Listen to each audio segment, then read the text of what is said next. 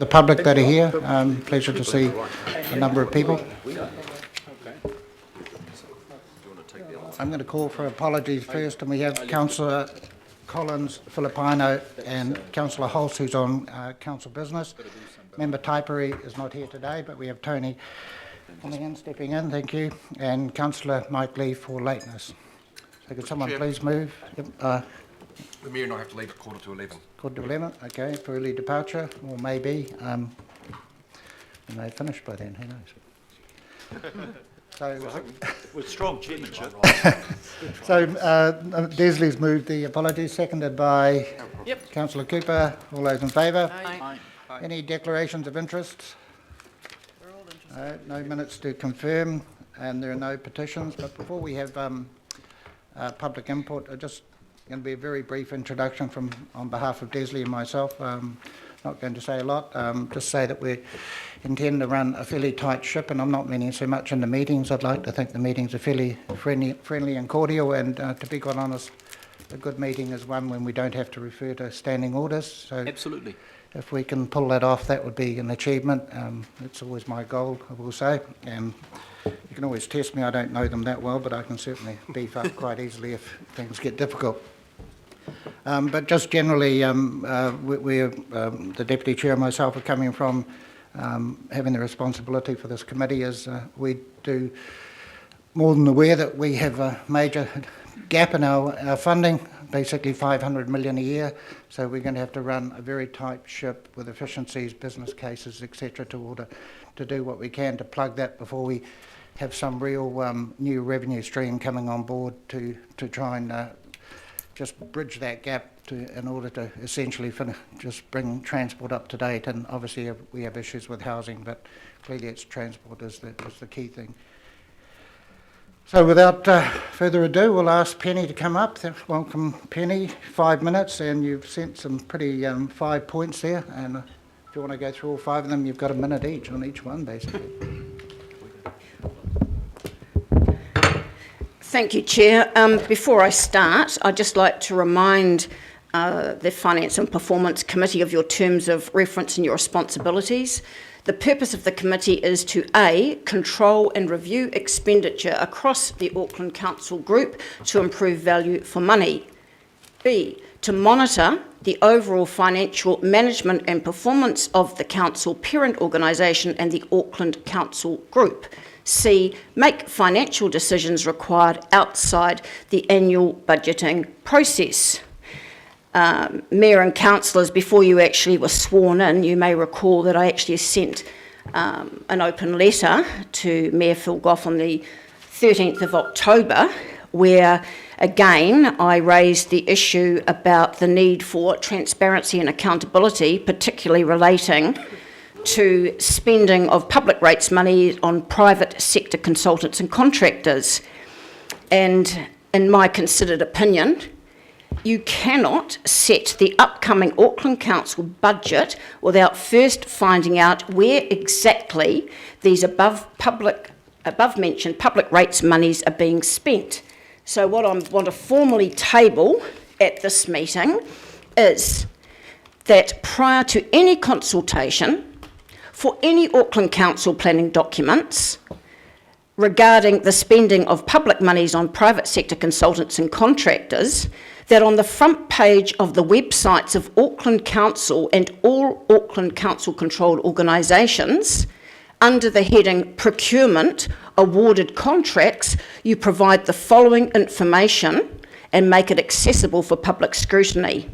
The unique contract number, the name of the consultant or contractor, a brief description of the scope of the contract start-finish dates, the exact dollar value of each and every contract, including those subcontracted, and how the contract was awarded by direct appointment or public tender. You know this is not the first time I have asked for this information to be provided.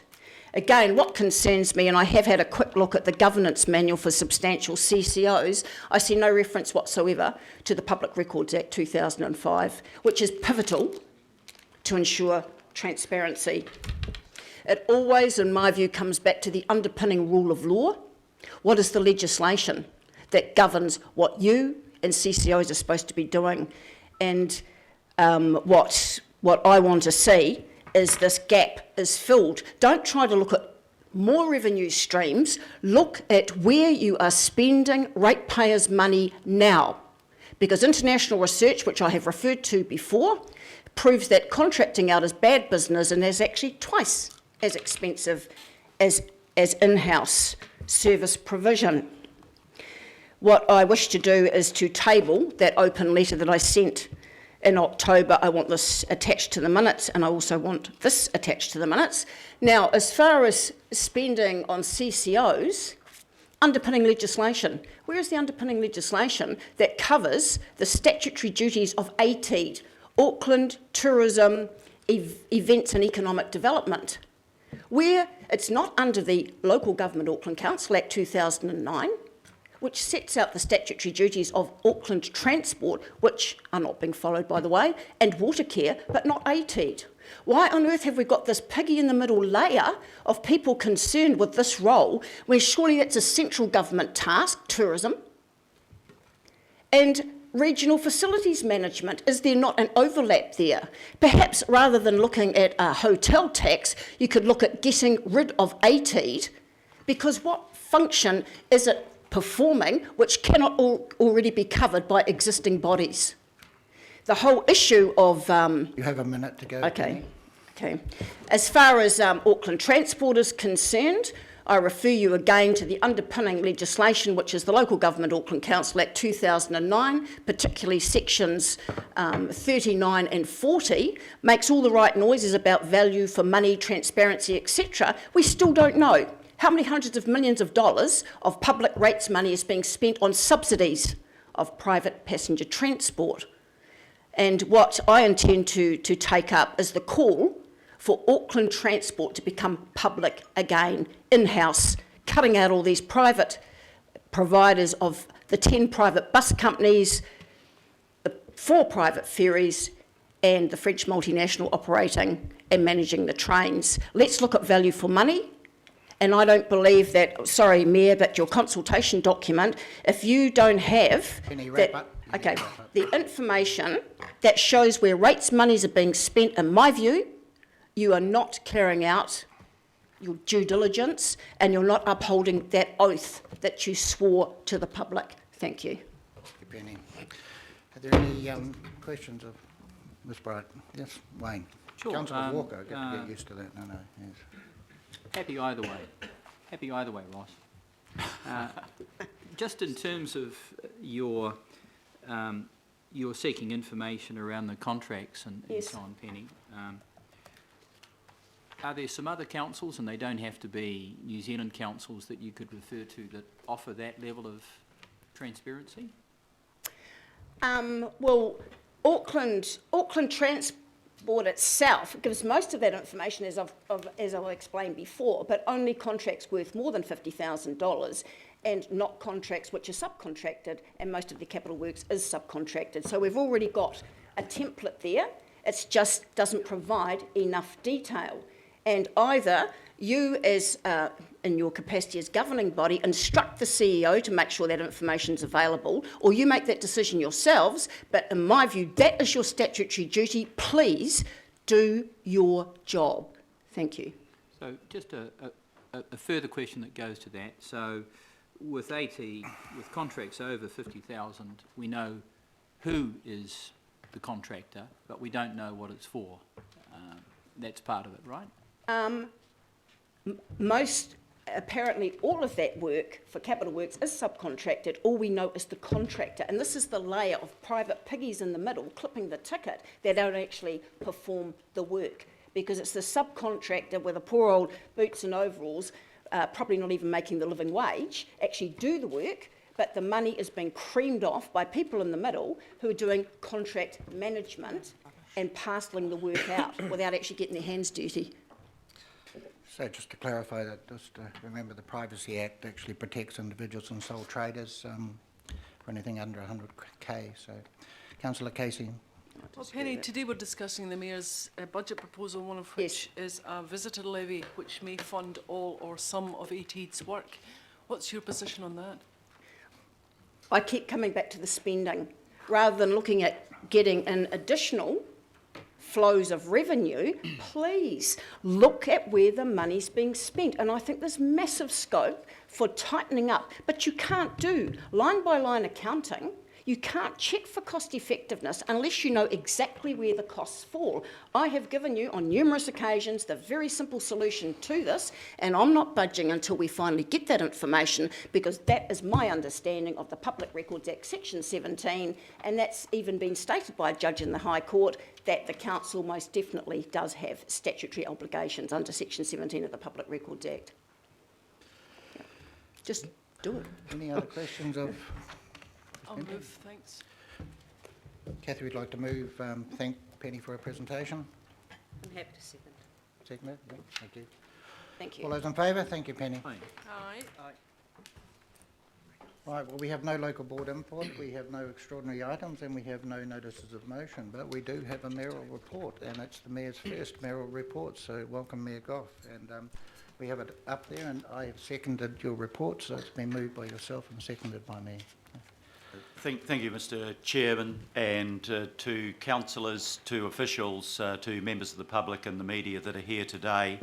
I may take a little longer than the usual 10 minutes with your indulgence, Mr Chair, as this is the mayoral proposal that we are going to put forward for consultation. I'd like to first of all point out, particularly for those of the councillors that are freshly elected, or newly elected I should say, on this body, what happens from here on in, and I think the public needs to understand it as well. We have initial deliberations on this consultation document today. In a fortnight, this same committee will make recommendations on the consultation items. That will then go to the last governing body for this year, which is on the 15th of December. And we don't actually adopt the document until the 9th of February. At that point, it will go out for a couple of months of public consultation, and the governing body will confirm decisions on incorporating proposals in this document into the annual budget on the 1st of June, and we adopt the annual budget on the 19th of June. So this is the first step in quite a long process. It's a first step that has been put together in the barely 4 weeks since inauguration, alongside many of the other tasks of my office and of council. But it is an important document, and it sets out where we see the priorities for the coming year and its expenditure will be. Can I indicate that that will need to be further developed when we commence deliberations on the long-term plan for 2018-2028, which will be the primary vehicle for making significant budgetary changes over the triennium. Yesterday in this room to the Planning Committee, I set out a pretty simple and basic analysis of the key challenges facing us and facing our city. And it goes along these lines. We are, as a city, facing record and unprecedented growth. Last year we grew by 42,600 additional Aucklanders, and we're estimated in the next 3 decades to grow by a further 1 million. So, growth. The second aspect of it is that housing and transport infrastructure has lagged behind that growth and is continuing to lag behind that growth, and that means that we are facing, firstly, worsening congestion on our roads, which is, I think, a primary concern to Aucklanders. It's a primary concern to the country. It costs us $3 billion a year, but it costs Aucklanders quality of life, and it causes incredible frustration, and we need to start to make headway on that instead of falling further behind with the congestion and the gridlock getting worse. Secondly, the failure to invest in housing infrastructure means that we simply aren't building enough houses for the growth in our population. That means that we have a very fast level of inflation that is pushing housing costs beyond the means of a whole lot of Auckland families ever to be able to buy their own home, and causing incredible pressure, particularly on our lower income people in the city, because rents have risen so fast that probably the 20% of our lowest income earners may be paying as much as 60% of their household income in rent. That is unaffordable, that is damaging them, and the people at the very bottom of the heap are falling out of the housing market altogether, and that is leading to increasing homelessness. I should also add that the increase in population puts pressure on our environment, and I'm not focusing on that today, but it is going to be a focal point for the Council over the coming triennium. More people utilising our resources, more pressure on public open space, on beaches, on shellfish and fish stocks, and so on. So what I want to do today is set out a series of proposals designed to manage our fiscal risk while finding efficiencies and also looking for new revenue streams to ease the burden on the ratepayers. And the themes that I'm pursuing are, firstly, fairness, and it's fairness in sharing the burden across all of those who benefit from living and doing business in this city, rather than leaving the burden overwhelmingly on the ratepayer. The second theme is stability, in ensuring that our rate rises are reasonable.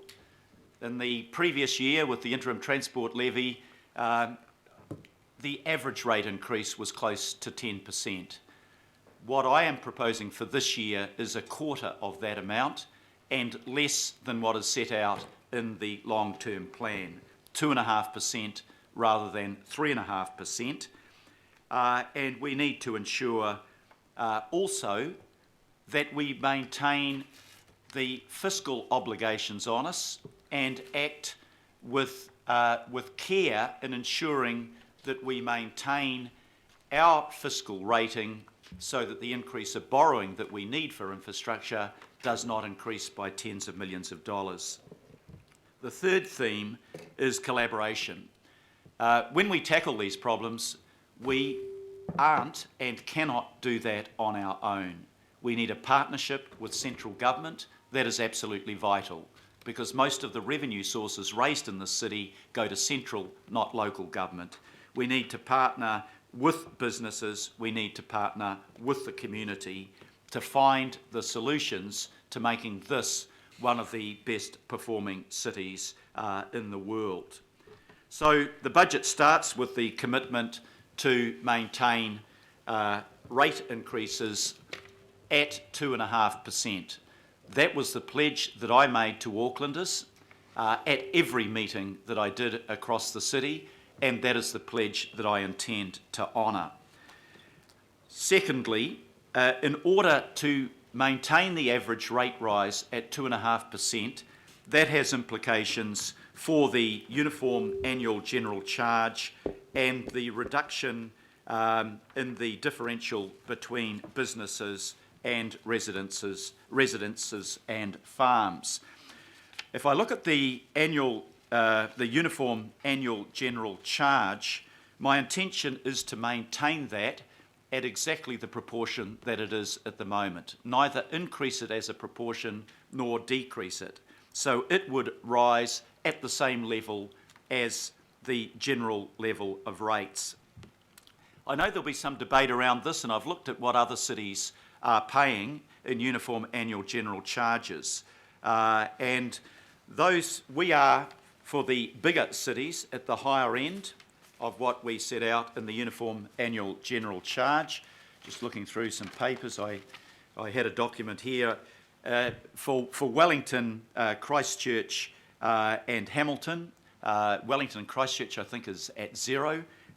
From memory, Hamilton is at 7%, Dunedin at 16%. Ironically, the smaller provincial towns are at much higher percents, 20% plus, including in some of our poorer cities.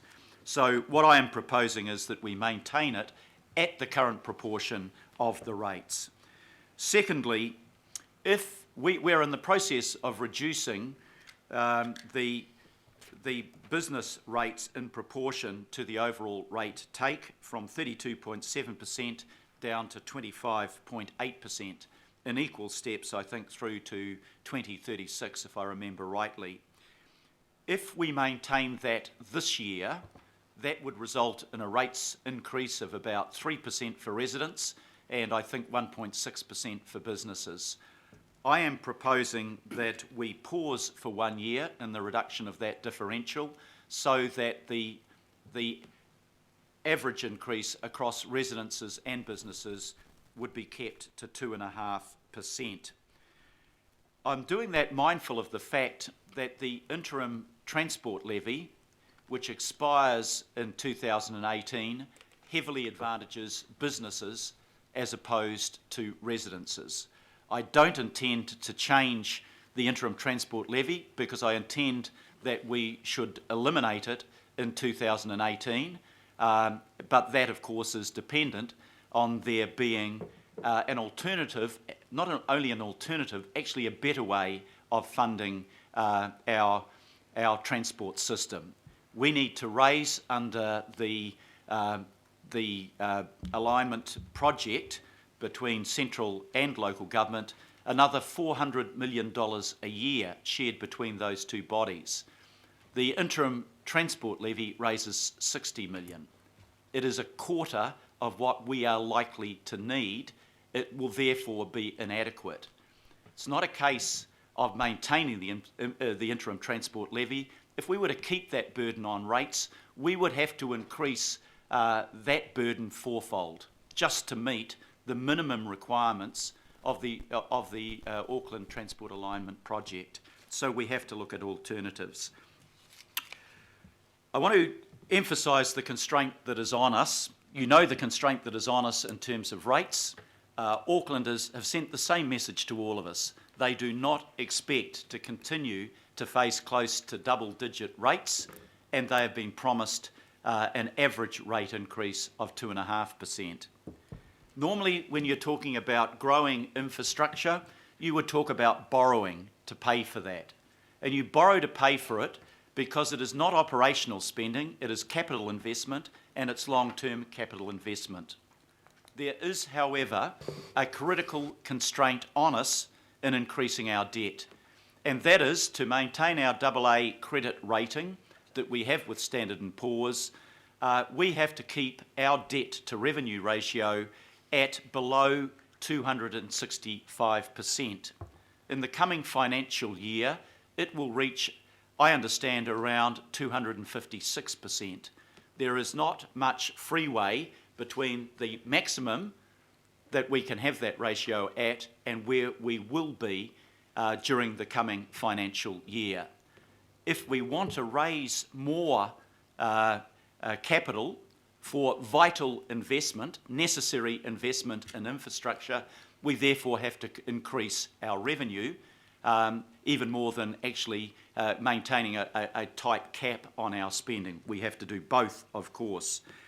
If we go above that 265%, that will be reflected in a potential credit downgrade. It will restrict our access to long-term durable credit, and it will cost us tens of millions of dollars. I think we have to maintain that credit rating and we have to keep within that ratio. So I'm promoting a range of initiatives here today that do not involve putting more burden on the ratepayer and do not involve us breaching that credit rating or that proportion of debt to revenue ratio. And I want to now outline those quickly. The first is a now much debated visitor levy, and I was interested in the headline in the Herald Business section today, which talked about this being commonplace across the world. Of course it is. You go to Rome, Berlin, Paris, New York, Chicago, you'll be paying this not at the level that I'm proposing, but actually quite frequently at a much, much higher level. It's not unusual. and what it does is that it's designed to share the burden of the cost of tourism. Tourism is, of course, a benefit and an advantage, but it's also a cost in terms of the pressure on our infrastructure. What I'm proposing is a 3 to 4% surcharge on a typical nightly tariff. If you're staying in a 4 or 5 star hotel, that might be the equivalent of $6 to $10 a night. That is relatively small in respect to the overall cost of the room, but relatively small also in terms of the overall expenditure, even in getting to New Zealand. That money would therefore replace the ratepayer funding that promotes marketing and tourism that goes to ATEED, and would free up that ratepayer funding, $20 to $30 million, to enable us to leverage to raise more capital to meet the infrastructure demands caused by growing tourism and growing population. For example, if the levy brought in $30 million, that would enable us to raise a further $100 million plus in capital for investment in infrastructure, while keeping well within the limitations on our debt to revenue ratio. I'd like to just make one other point about that. The accommodation industry is saying, why put this just on us when taxi drivers, cafes, restaurants, etc. are all benefiting? I want to make it very clear to the accommodation industry that they're not actually paying the levy. The visitor is paying the levy. They are being required to collect it. And we will work closely with the industry to make sure they are part of the design of the levy and also part of how we expend our marketing budget in attracting more tourists to the country. So I think they benefit in a whole lot of different ways. The second proposal is a targeted rate on new large-scale development. Under the unitary plan, we've set aside an area of land that's equivalent to the size of Hamilton and Greenfields development. It's over 11,000 hectares, but it is very expensive to provide the infrastructure to service that area to enable houses to be built. We are consenting far more houses than are actually being built, and one of the critical reasons for that is that a consent and a rezoning doesn't actually mean that you actually have the infrastructure to enable the building to occur. And when we can't afford to do that, we either delay the development, which means we do not provide the supply of houses to meet demand and house prices continue to go through the roof, or we have to put a general rates charge right across the Auckland community. And that means that the general ratepayers are paying for the infrastructure in the new areas. This proposal would enable us to raise the money to bring forward that infrastructure to create more houses, and it would be done by way of a payment, a targeted rate, on the new house purchaser, probably over a 20-year period. So it's not upfront lump sum, it is actually paid off over a period of time. It will add to the cost of the ratepayer in those new areas, but if we can keep the price of houses down, it will be a net benefit to the people purchasing those properties. The second way, before I get on to the second way of dealing with the need for infrastructure to build more houses, I just want to make it clear that the Productivity Commission, government and a whole lot of agencies have raised the problem of people having their land zoned but sitting on it and doing nothing with it. And this was raised by councillors around the table yesterday, because if the capital value of your land is really soaring, you don't need to develop it. You're making a lot of money by doing nothing with it, but you're also doing nothing to help solve our housing crisis. So this new targeted rate can actually discourage land banking, because developers would have to pay the rate as soon as the land is deemed developable, rather than sitting back and just watching the land values rise while being under no pressure to build the houses. The other aspect of dealing with infrastructure is the Housing Infrastructure Fund. You're aware of the government. It's got $1 billion that is made available. I supported that. right from the time that it was introduced. I don't think it's big enough, but I think it would be very, very helpful. And Council has just put together a proposal for a significant share of that to go into Auckland.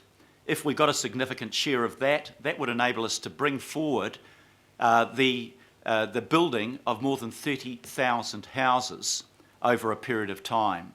That would also have a significant impact on the housing crisis in Auckland, and we'll be putting our case, no doubt, alongside other cities that will be making a case, but making the case on the basis that this is where the growth is happening, and for New Zealand to succeed, Auckland has to succeed. The next alternative source of revenue that I am raising, but which we do not on our own have the power to implement, relates to transport funding. I've indicated that I don't think that the interim transport levy is either sufficient, it clearly isn't, in terms of the money that it raises, but nor is it equitable. How can it be equitable? And I think it was your point, Mr. Chairman, that you raised very strongly in the past. How can it be equitable when a person on a minimum wage is paying the same levy as a major business? How can it be equitable when a pensioner not using the transport system or the roads much is paying the same as a person that's using the roads continuously? So how can we replace that particular levy? And my suggestion is the same one that I made throughout the election campaign. The quickest and cheapest to administer way of raising funding for roading and transport development would be through a regional petrol tax. If it was a 10 cents a litre tax, that would raise $150 million, nearly 3 times what the interim transport levy is raising. Now, that has to be negotiated with government. Government's starting position is that they don't particularly want it. I will be having discussions, including in the next 48 hours, with the Minister of Finance, the Prime Minister. I've already had interim discussions with the Minister of Transport, because I know that the government is acutely aware of the infrastructure deficit and the limited options available to this council to challenge that problem. They want us to work alongside them in funding. We can only do that if we have access to a source of funds that enable us to do something about the infrastructure deficit and to do something about increasing congestion.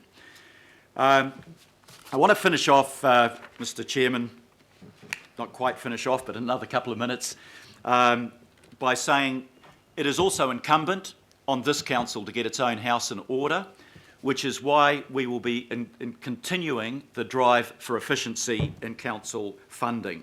We do need to reduce costs. The mayoral office has led the way in finding those cuts to its budget, including in very personal ways, and we need to do that right across not only the council, but the council-controlled organisations. So we will be looking at ways to do this, including things like whether our 800-strong vehicle fleet is much larger than it needs to be for council, including sharing services such as procurement over all of the council organisations, and by making sure that when we are purchasing services, we are getting the best deal we can in areas such as fundraising and insurance. Those savings need to come out of efficiencies. I think there is no council around this table that believes they should come out of cutting frontline services valued by the public. All of our spending must be evidence-based so that we can restore the trust and confidence of Aucklanders in our council. I want to just touch on a couple of the social pressures that we are facing in this city and how I intend to start to address those things. This council has already considered the question of a living wage. I believe, as a matter of principle, if a person puts an honest working week into their job, they should have a wage that enables them to live on in the city, which is a very expensive city to live in, particularly in relation to housing costs.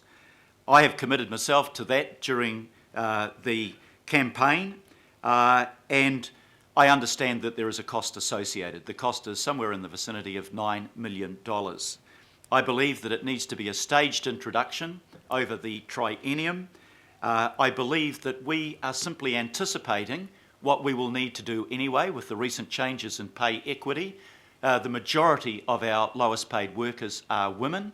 I believe that we need to associate the living wage with an upskilling of the people. We have something like 400 library staff that are paid less than the living wage. And the council plans are to upskill those people as well as putting them onto a living wage.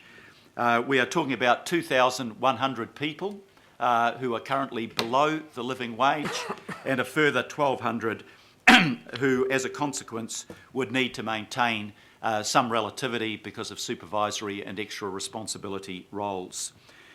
I want to address also briefly the question of homelessness. I've started my dialogue with the major organisations providing relief to the homeless in our city. I've looked at what is happening overseas. If Vancouver were to be a model for us, we can anticipate a huge growth in homelessness in this city. We've already seen a huge growth. And when I walked from my office up to Radio New Zealand last week, I walked past 6 people sleeping on the streets, 6 people in the space of a couple of 100 metres. I don't think that is something that we can continue to tolerate without addressing this problem. We know the solution. It's called Housing First. We know that the government is ready to collaborate with us. Paula Bennett's fund of $3 million to address homelessness and to support Housing First. And what the NGOs are asking for council to do is to be the coordinating body to bring together the private sector, to bring together central and local government, and to bring together the vast number of community organisations with a worry and a concern about this problem. I'm asking for a relatively modest $500,000 to allow us to provide that coordination. There are, Mr Chairman, a number of other matters I'm not going to go into here that have been identified by officials as needing to be included in the report for consultation, but I just want to finish by saying what the themes of this proposal are. They are again about fairness, they are about stability, they're about collaboration, sharing the burden rather than placing the burden overwhelmingly on the ratepayer, creating stability through a responsible fiscal approach where rate rises are signalled well in advance and we stay within our debt cap, and collaborating with central government, businesses and the community to find solutions which will be enduring solutions for our city. So I ask today that you support this mayoral report so that we can work together in the best interests of Aucklanders and start an open and honest conversation to find solutions to the pressing challenges that our city faces. Thank you very much for your indulgence, Mr Chairman. Thank you, Mayor. Just to clarify something said at the start, we have the meeting on the 13th, yes we do, but we also have a workshop on 8th of December. Yes, so that's true. Be aware of that, and then the local boards are coming in for a second forum/workshop on the 12th of December, so we have those 2 bodies of work, but especially the 8th of December where we can thrash this around much more, and if is there a will and a majority from the meeting to do additional items for consultation, that's where we will decide and then come back on the 12th and make that quite formal. I'm just going to say a few things because I had queries from a number of councillors over the last day or two, and I just want to clarify a couple of things, and it really just relates to page 2 under the recommendations. So just when it says there achieving rating stability, that's in reference to the past few years.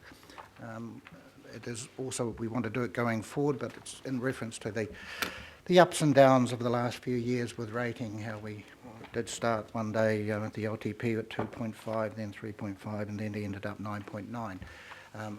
Those vicissitudes are not really sensible, and residents don't really like to see that sort of yo-yo effect going on. The implementation of a revenue strategy, that's looking at alternatives because quite clearly the Mayor's been quite clear on that, but there is regional fuel taxes, congestion charges, there are motorway tolls, there are a number of things that we will have to look at, and really it's going to be by and large driven by the government as to how cooperative and willing they are. When we are capping the general rates, just to be quite clear, at the 2.5, the LTP was 3.5, and then the LTP going forward is 3.5. And we had a presentation last week, I think it was, where we went through, and you could see the challenges that we are having to do just with that 1% that the mayoral proposal is committing us to, or proposing we commit to, is putting tremendous pressure on us, and we have to look at savings there. So we need to be quite clear and just emphasise again that if we hadn't worked with the pausing the long-term business differential for 1 year, the residents would have been paying 3% when it's a 2.5%. So the idea was to actually deliver that promise so that everyone got 2.5, and it couldn't be seen that residents were getting hoodwinked with a 3% rate rise on business benefiting to 1.6, so that is the reason for that. There was also been queries about the uniform annual charge and why does it go up by 2.5, but as you know, it always goes up by the general rate rise, and the reason for that is we try to preserve about 13.4% of the rate revenue take is funded by the uniform annual charge, so that's the reason why it always goes up by whatever the percentage. The interim transport levy, I mean, I'm not going to say anything. I've been the one making a case over the last couple of years to restructure that.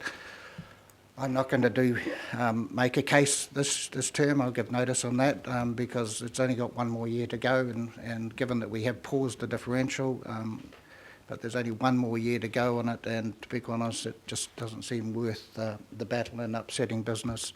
And given that we're going to be looking at revenue streams that are going to tilt the balance to business paying a fairer and more equitable amount in the future, I'm not going to be doing anything about that personally, but I know there might be some other councillors may propose it. Councillor Casey.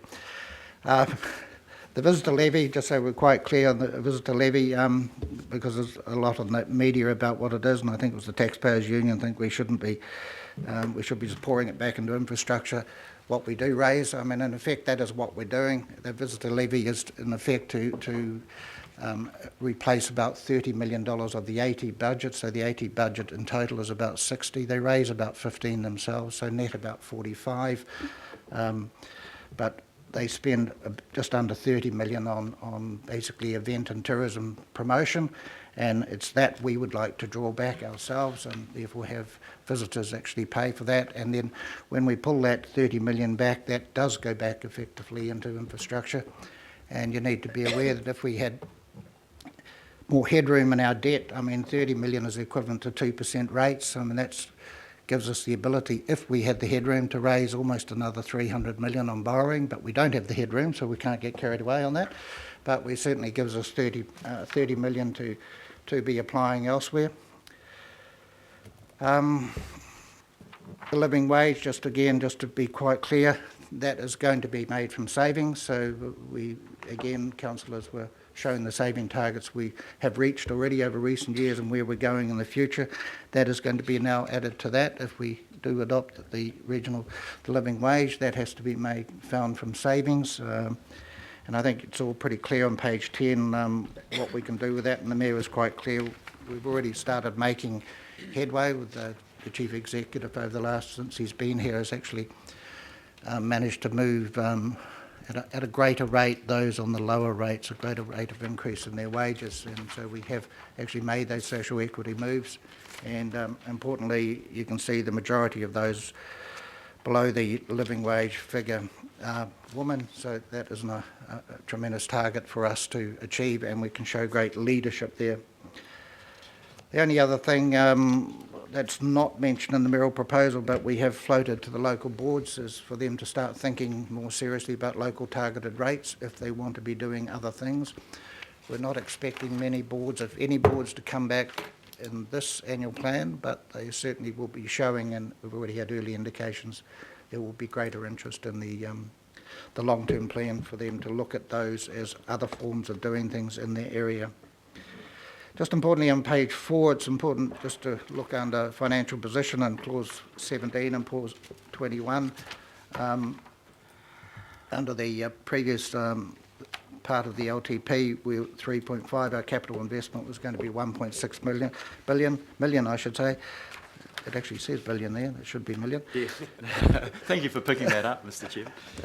Sorry, it is billion, sorry. It is billion. The other one should be billion. Yes. So we have actually updated, and and again it's through savings, but it's also been projects been delayed as well, in fairness. But we've managed to actually get up to 1.961 for the coming year. So right, we will. I'll take questions. So it's just question time, and then after that will be people saying whatever they want to say. But I'll just emphasise it's not necessarily the time for amendments, and that we've got the workshop for that as a purpose. So firstly, I just want to welcome all the staff. We've got Andrew, we've got Dave from the Mayor's office, Matthew and Ross. I think everyone knows all of them. I don't think we need to go through introductions as to their roles, and I think everyone knows the people at the top. So, Christine. Well, thank you, and thank you for the first time to you, Mr. Chair. I think this is a really interesting first start. So, by asking the questions that I'm going to ask, it isn't necessarily and shouldn't be interpreted as major criticism. I'm welcoming of the visitor levy, but my concern is that this budget, thus far, has remained silent to a large degree on the park, sports and recreational area. If you want to understand what has grown, I think the tourism nights, it is our clean, green environment, and that comes at considerable cost, and that has really stretched the past councils to try and actually accommodate the cost. There is a question coming on this. So my question to you is, in terms of the costs that we have in the LTP for the Manga Authority, there's 80 million set aside there. There's very little, and there's nothing ring-fenced in terms of regional parks, and these are the things that our visitors want to see. Why would you not look at the visitor levy going straight into the tourism infrastructure that is so critically important, and that is our regional parks and our Manga. They are real treasures, and I think will continue to provide economic security for Auckland going into the future with tourism. So you've been pretty quiet on parks. What can we expect, Mr. Chairman? I think we need to be quite clear. For example, with the visitor levy, it hasn't been targeted for anything or identified for anything at this moment. It would be actually into the consolidated pool to help us improve investment in a number of areas, and it's quite clear parks is a significant issue, and I'm more than aware, and I think we're all more than aware, there is no money in the long-term plan for further investment in regional parks, which is a major concern for many people, including the Friends of the... But I would say next year, when we actually start delving into and revisiting the Cameron report and the EY report, there are some options in there. I mean, they're tough options for people to consider, but I think we're going to have to be a bit creative when it comes to example with regional parks and creating funds that are going to allow us to invest in new parks. So supplementary to that, can you give us any further, I don't want to dive into the detail today, but is there further indication that is available today on what the mayoral proposal has as regards parks? I think we should ask the Mayor. Look, I take on board Councillor Fletcher's point, and, when tourists come to the city, they like to visit the parks, they like to visit the museums and the art galleries, etc. The Chair is quite right in saying the money that is raised through the visitor levy hasn't been specifically proportioned, but I would reiterate what I said in my introductory comments. When the tourism industry said to me, it's, this might deter tourists. Actually, what does deter tourists? The critical thing is if their first experience in Auckland is that it takes them half as long to get from the airport to the CBD as it did for them to fly from Sydney to Auckland. Their first impression of the city is not going to be a good one. So I've emphasised that we do need to leverage off this money. The figure, I think, is if we raise 30 million, we can leverage about 105 million in capital investment, which I would say is my first priority would have to be improving our congested transport system and actually trying to do something about the affordability of housing. because the people, the folk, the low-income folk that work in our hotels can't afford to live in the city. But I'm not overlooking your concerns, and I know that they are genuine and passionately held. And I did say at the beginning, one of the pressures that increased population growth and increased tourism growth puts on is on our environment. So we're going to have other things, like if we think about the marine park and we think about sea change, there will be other cost pressures coming in there. So I'm not ruling out that they won't benefit from that at all, but I have set a preference that, you know, in terms of our list of priorities, if we can't decongest the city and we can't make it affordable to live in, then this won't be a great city to live in or to visit. So that's where I've put my priorities, but I'm not overlooking your concerns at all. Thank you on that. And I think also that there is room for exploration, looking within our regional parks for appropriate activities with revenue through concessionary activities. I think that that same principle that you're applying to the visitor levy should be applied right across that sector. I think that's a good point. On my left, Councillor Casey. 3 questions. The first question relates to the living wage. Fantastic. Absolutely delighted. Just want to know if within the 3 years it will also be extended out to subcontractors. Shall I answer that one? These are political questions rather than technical questions. I thought it was a technical question. I assumed you were doing it. Yeah. No. My undertaking in the campaign was to acknowledge that contracting staff equally need a living wage, but I made it pretty clear, including when I spoke at St Matthew's on that my first priority would be for the direct employees, not only of the council, but the council-controlled organisations.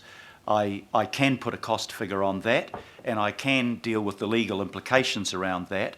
There is less clarity around contractors, and as the Confucian scholar said, a journey of 1,000 miles starts with a single step. This would be a pretty important single step, but I'm not ruling out further down the track, not necessarily in this triennium, addressing the wider problem that you refer to. Thank you. My second question relates to the efficiencies for CCOs. I need to know just a wee bit more than that bare line. Who, what, where and why.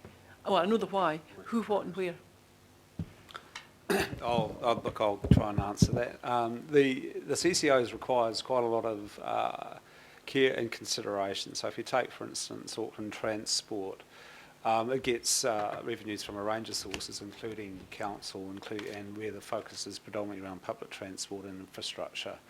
Where the focus would be at this point would be around more the corporate back office spend, and that would be where the focus would be for this annual plan.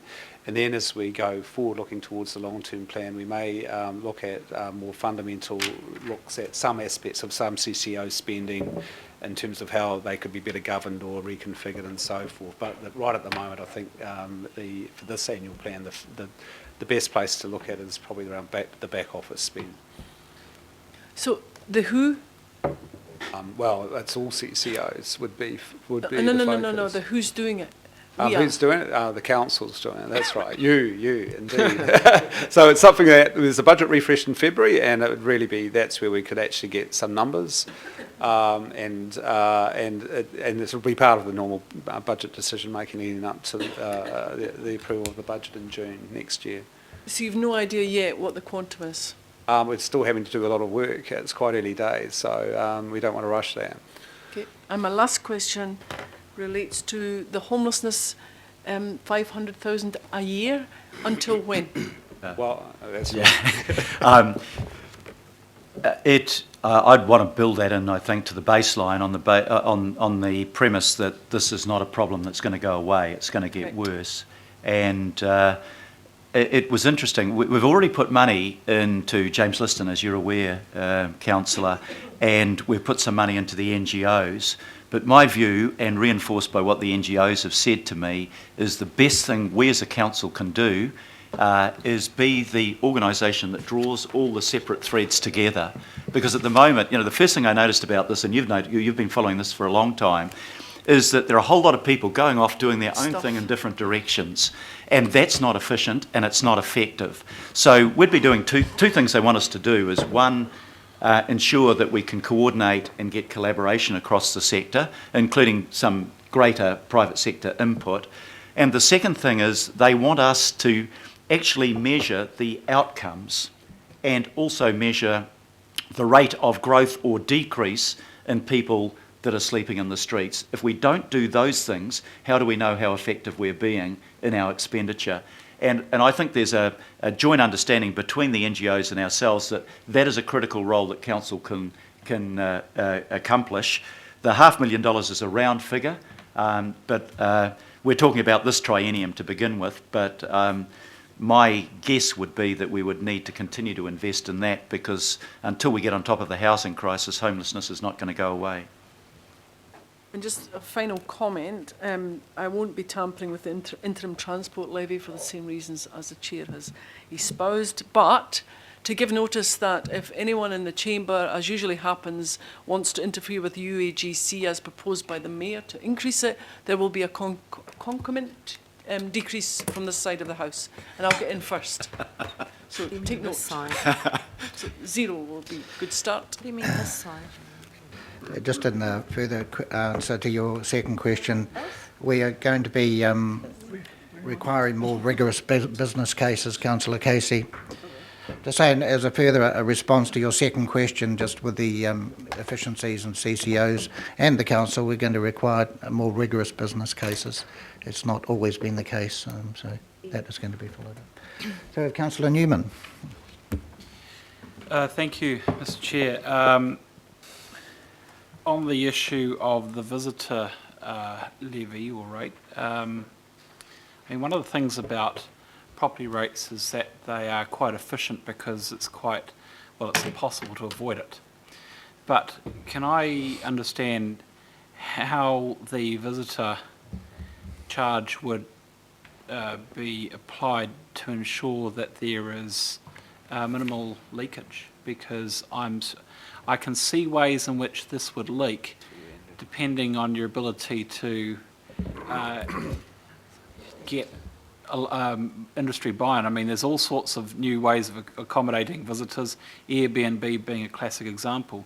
So how do we minimise or eliminate leakage for inbound tourists? Yep. I'll ask our technical staff on that issue.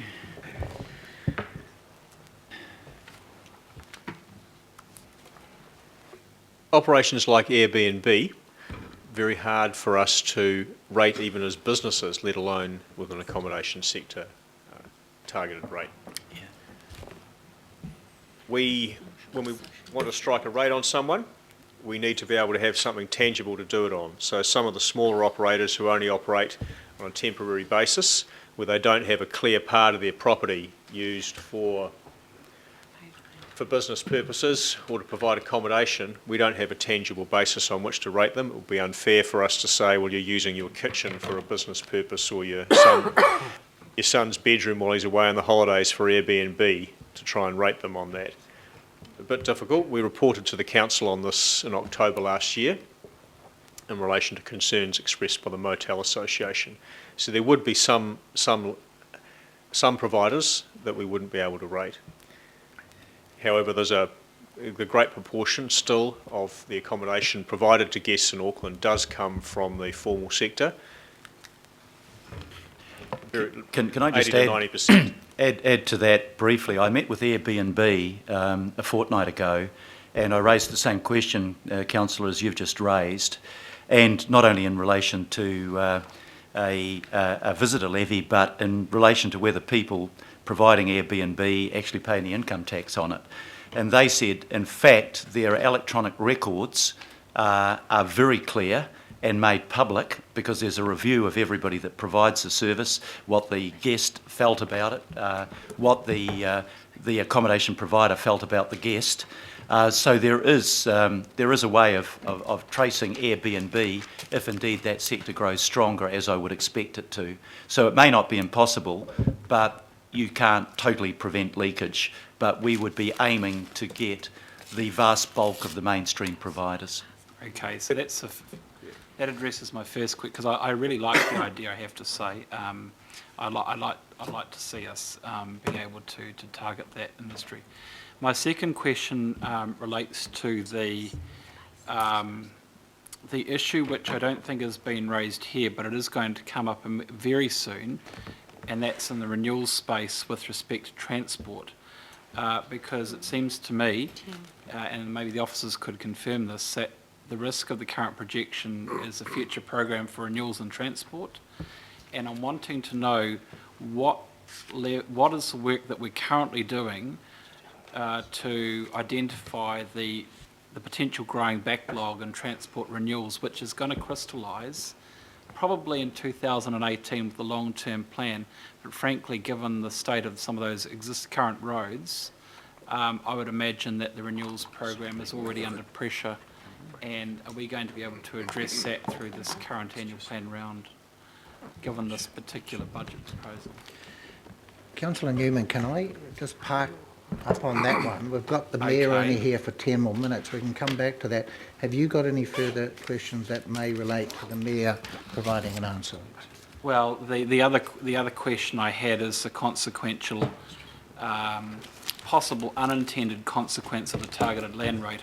I support the land rate as well, but there are unintended consequences there, and maybe we can talk about that Appreciate in that. detail later. Yeah. So how's Okay. Right. So I have Councillor Walker, Cashmore, Wayne Walker, Simpson, and Kaki. Is there anyone that's got specific questions of the Mayor? John, are yours just general questions, or? Well, it's just a statement to endorse what the Mayor's trying to do. Okay. I'd like to consider that the hoteliers don't worry about when a major event comes to New Zealand putting the rates up. As with the Ibis Hotel, it's gone from $110 to $700 for the New Zealand Games, Masters Games. So I mean, Yeah. Thank you. I couldn't have said that better myself, Councillor Walker. And I thought it was a bit rich for the industry to say that we were picking on one particular sector. They are quite happy for the ratepayer to meet the cost. And they are not even meeting the cost themselves under the visitor levy. It's the visitor that meets it. And when you have an event like the Masters Games, you see those accommodation costs go sky high. That's how the market works. And that seemed to be perfectly appropriate. And the increase in costs for the Masters Games, because of the pressure on accommodation, would be, I don't know, they'd be 50 times higher than the cost that we're talking about in putting on this visitor levy, which would be a pretty modest sum, maybe $6 to $10. But point well made. Councillor Wayne Walker, relevant to the Mayor, because we can come back to you, Wayne. Sure. Just got a couple of questions. First off goes to the growth infrastructure targeted rate.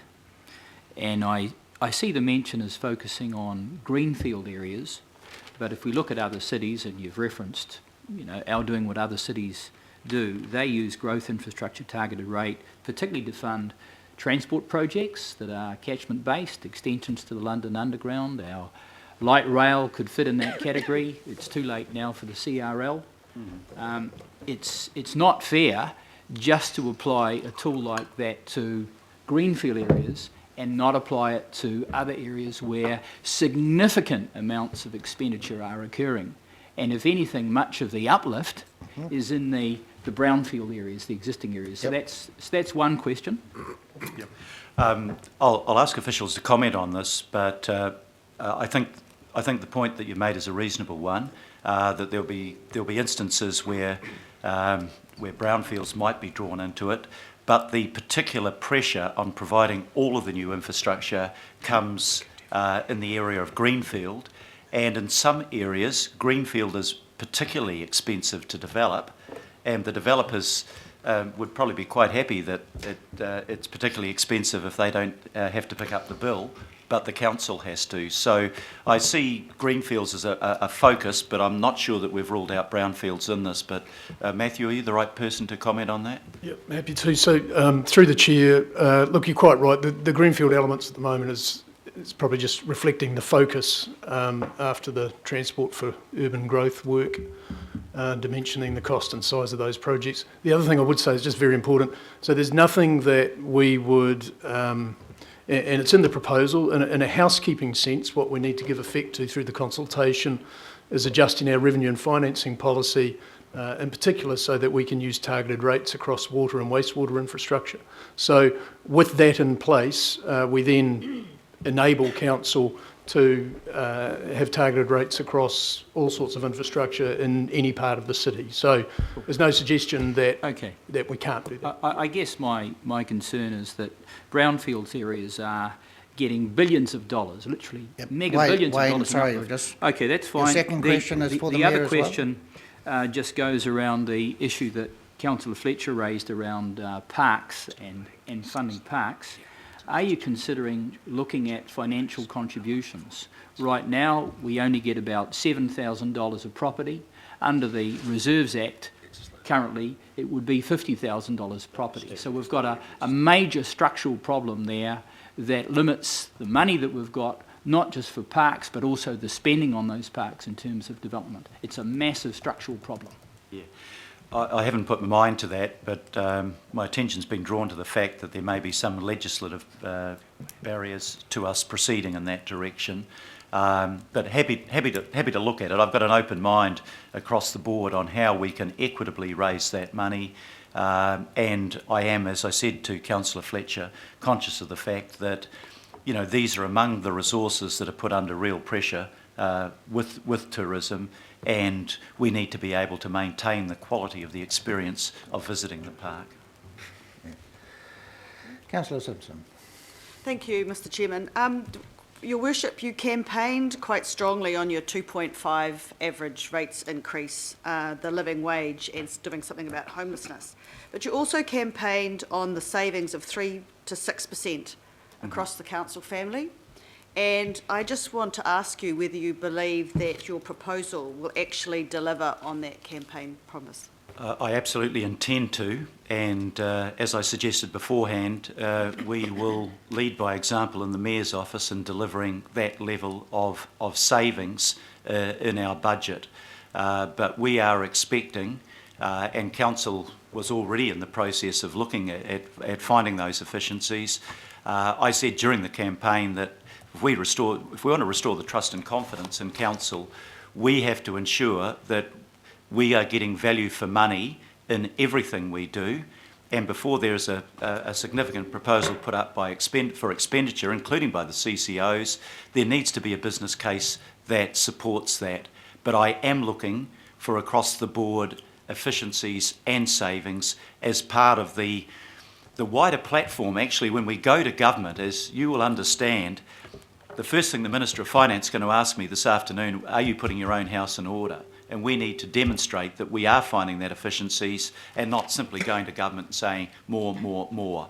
That was my experience over 15 years of budget rounds as a minister. I had to show the savings that I was making and that I was getting my own house in order, and we have to do exactly the same in regard to council when we approach central government for the additional funding that we need.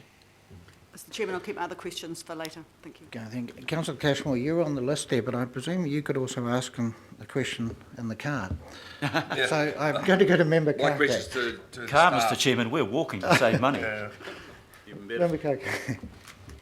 Kia ora. My question, first of all, is just to commend the intent to consult, and I note your June deadline to have this all wrapped up. Can you give me a sense of confidence that Māori or iwi will be included in the consultation? So I need a sense of confidence that is part of it. You didn't mention through your fairness, stability, collaboration, you mentioned central government as a key partner, business and community. Are we included in the community or I'd be in real trouble I'd be in real trouble if I excluded you from being part of the community. And yes, it would be our intention. I thought we were to work. a little bit different. Actually. Yeah. We'll be working closely with you, and that's why you're sitting around the table, so that we ensure that happens.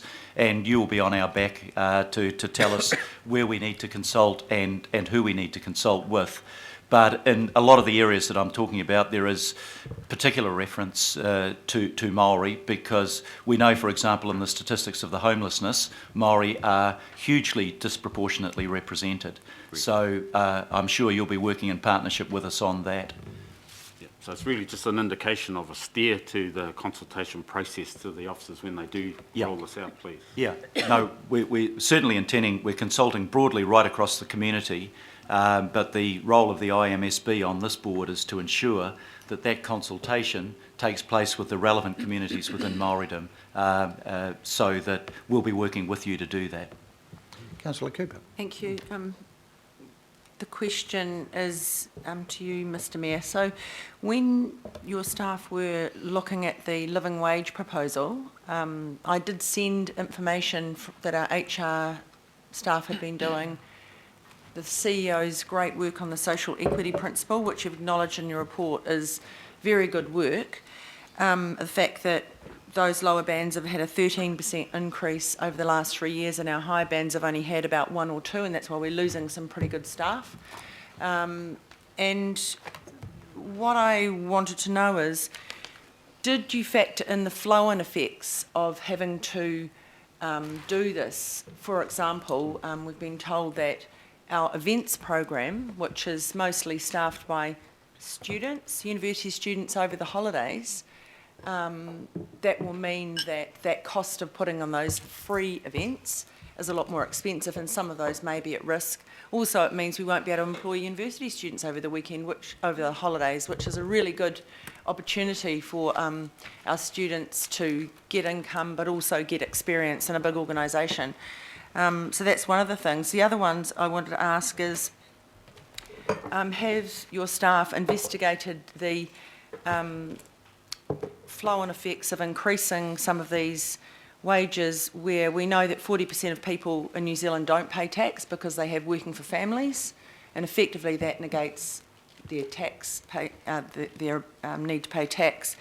That how many people of these people that you're going to be giving an extra wage will then not be eligible for working for families? So, and this is some of the things that we traversed last time we looked at this, but I don't see anything about that, and I think it's a nice thing to do sometimes, but have your staff and you considered the flow-on effects, or are we just giving them a problem that, you know, you're trading off one thing for another? It looks good for you to do, and you promised it, but I don't know whether there was enough investigation before the promise happened. So that's the question I'm asking, Mr Chairman. Okay, thank you very much, Councillor Cooper. I'm not doing this because it looks good. Correct. I'm doing this because it's the right thing to do.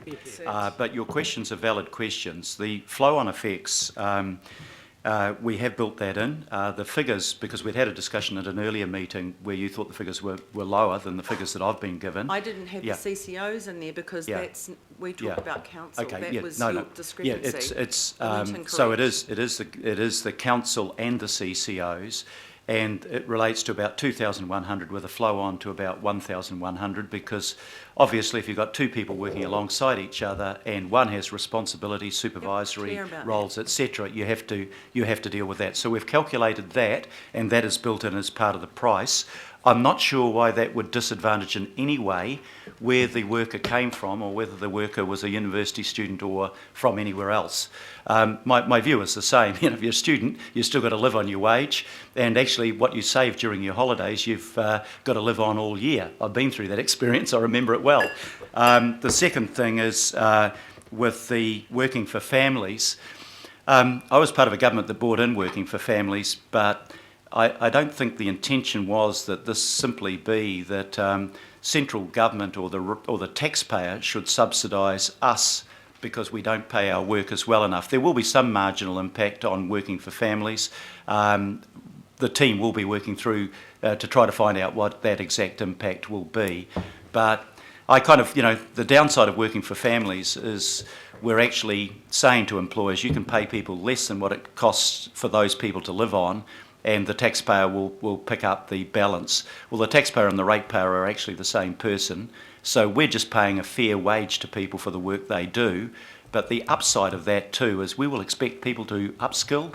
400 librarians in this package that are paid less than the living wage. They will be upskilled. That'll be good for them. It'll be good for the ratepayer. So we've also taken into account the flow-on effect in terms of increasing productivity, reducing staff turnover, recruiting better, more competent people. There are a lot of benefits in that as well. So can I just a supplementary question, Mr. Chairman? So one is, did you speak to the CEOs of the CCOs who actually employ those people? We don't. And will we be passing that increase to them, or do you expect the CCOs to find that money themselves, given that they are the people that employ those workers? Yeah, they'll be finding that money themselves. I haven't spoken personally to the CEOs, but I'm sure the council staff has, and they were well aware of this proposal. And just as further follow-up, Councillor Cooper, I think I'm heading a subcommittee that's going to be looking into this, and I will give you the assurance that we'll be looking for productivity gains through this, so with staff training and skills metrics and that, if we can lower staff turnover, that is a huge saving in itself, because the cost of replacing staff is usually can be up to 30 or 40% of an annual salary. So if we can drop turnover in certain areas, that's going to give returns in itself. So has extra training been factored into the budgets? Or do we have to find that from somewhere as well? I think this is a work in progress. Well, I think all of this is going to be found within budgets. As simple as that. I thought you'd be quite keen on us trying to go for those efficiencies. I think in regard to the librarians, but I have my own thoughts. Thank you, Councillor. Just in regard to the librarians, I think that's already factored in. And the other thing that we have to factor in is that the court case on pay equity and the government's acceptance of that means that some of those costs would have to be incurred probably after some delay anyway, and it's the right thing to do from a pay equity as well as a living wage perspective. But we will be required to do that, and we shouldn't be waiting until we're forced. We should be saying it is the right thing to do, let's do it as soon as we can. Councillor Sayers. Thank you, Mr. Chair. A very direct question for you, Mr. Mayor. Just first of all, my apologies for lateness and for missing your introductory speech. Sorry about that, but I have read the paper. I can send you a copy. Thank you. Yeah, I've read it very carefully. So there's two specific questions for you. One I'm quite grumpy about, but I'll start off with the first one. The first one's just around the. First of all, Rodney would be supportive of your initiatives around revenue generation through user pays. So very supportive of those concepts, Mr. Mayor. How a fuel tax might be distributed is of particular interest in terms of, you know, when that revenue is collected, on what formula will it be distributed back to the areas of Auckland. I bring that up because, you know, obviously people in Rodney drive large kilometres, and it's just on. I think I know the thinking behind what you're asking, Councillor. Yeah, thank you. So that was the first question around the formula. If we could get some detail at that soon, distribution. But what the grumpiness is around, and Councillor Simpson alluded to it, is the cost savings, Mr. Mayor. Mm-hmm. The figures that we haven't got a lot of detail yet, but it looks like around about a maximum of 1% savings. And you know, I would be calling for you, and this is my question, I guess, calling for you to look at reworking to build in at least a 10% cost saving rather than a 1%, Mr. Mayor. So that's my question to you. Could you do that? Yeah, I'm really sorry to make the councillor grumpy, particularly since it's his birthday. Best wishes for your birthday, councillor. Yeah, thank you. On the first one, thanks for your support around the user pays concept. Look, you know better than anybody else in this room the sheer amount of work that needs to be done in Rodney, particularly over unsealed roads. And if we don't have the money, we can't do it. So we have to find the revenue, and you're engaged with that and you understand the need for that. And I think the people in your ward likewise.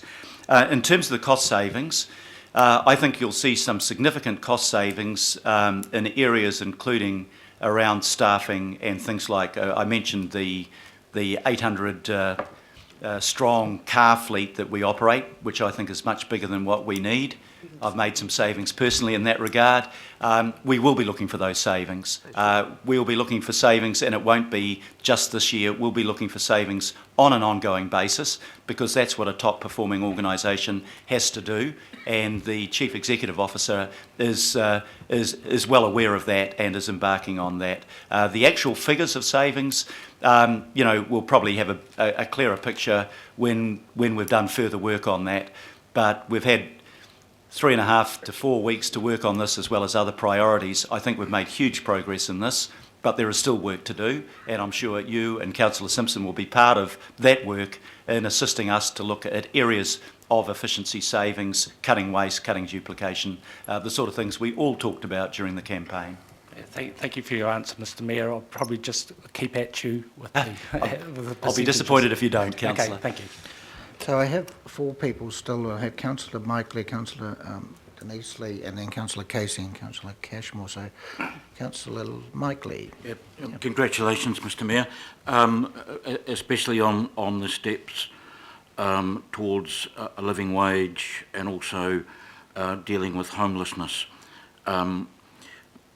In terms of the visitor levy, I have to say I would be much more comfortable if we first tackled costs inside the council and got them under control and in the CCOs, and then, if required, looked at supplementary funding from rates.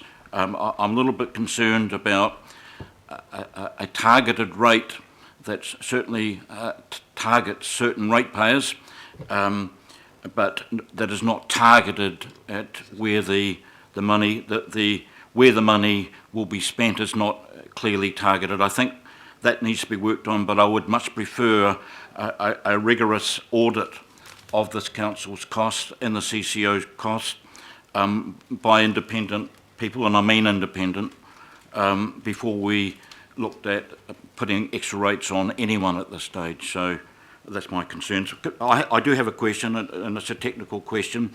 How much per annum does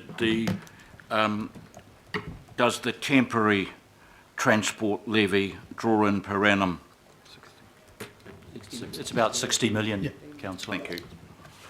Councillor Lee, just to quite clear, the levy on the visitor levy, that would actually go back to AT to use specifically to promote events and tourism.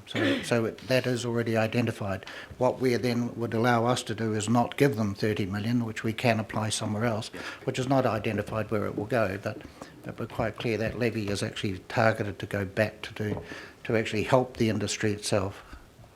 If I can just make one other point, because I listened very closely, Councillor Lee, to your comments yesterday. One of the advantages of the targeted rate is that the ratepayers in many cases will be people sitting on the land waiting for the increase to go up, developers with no incentive to actually develop the land, and this is partly designed to tackle that problem of land banking, which I think you referred to quite rightly yesterday. I'm more than happy with that, but I make the point, let's get our own house in order before we move on supplementary rating. That's my feeling. And that will be an incentive to get our house in order. Councillor Denise Lee. Thank you, Mr Chair. Can I just ask a question? Is it standard practice and recommendation C that we agree for items 1 through 13 to go into our consultation document? I thought that's what the December 13th and 15th meetings, especially the governing body meeting, where we actually do agree on consultation items. And one of the reasons I ask that, because we're noting, but then if we agree to that today, then yes, they all go in the consultation document. So what are we doing on the 13th and the 15th?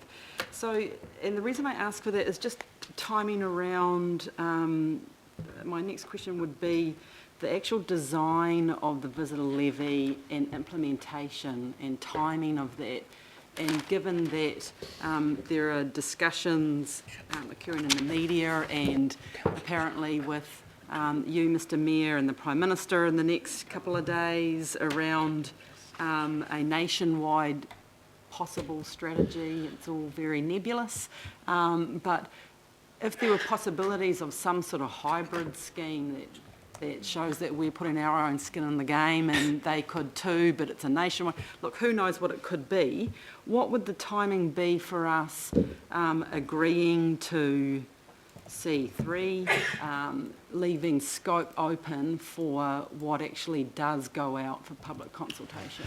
If I can address that. Just through the chair, I just going to actually ask the mayor if he's willing to actually change the word agree to note, and it would say note that the annual plan 2017-18 public consultation document may include the following documents. That's better. Yep. That would take. Yep. That would take care of your first issue. But what I was following items pending the meeting. Yeah. The 13th of December. Yeah. These are the list of things there are issues that council advises me need to go into the council document. I'm happy for us to note that because we're not making decisions today, and if you're more comfortable with that wording, I'm happy to change it accordingly.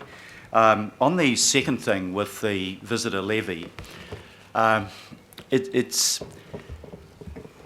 know the government, and it was announced actually after we made our announcement, is looking at something similar, and I suspect the Prime Minister thinks, gosh, government should have got in first on this one, but we can't sit back and wait for something that the government might or might not do.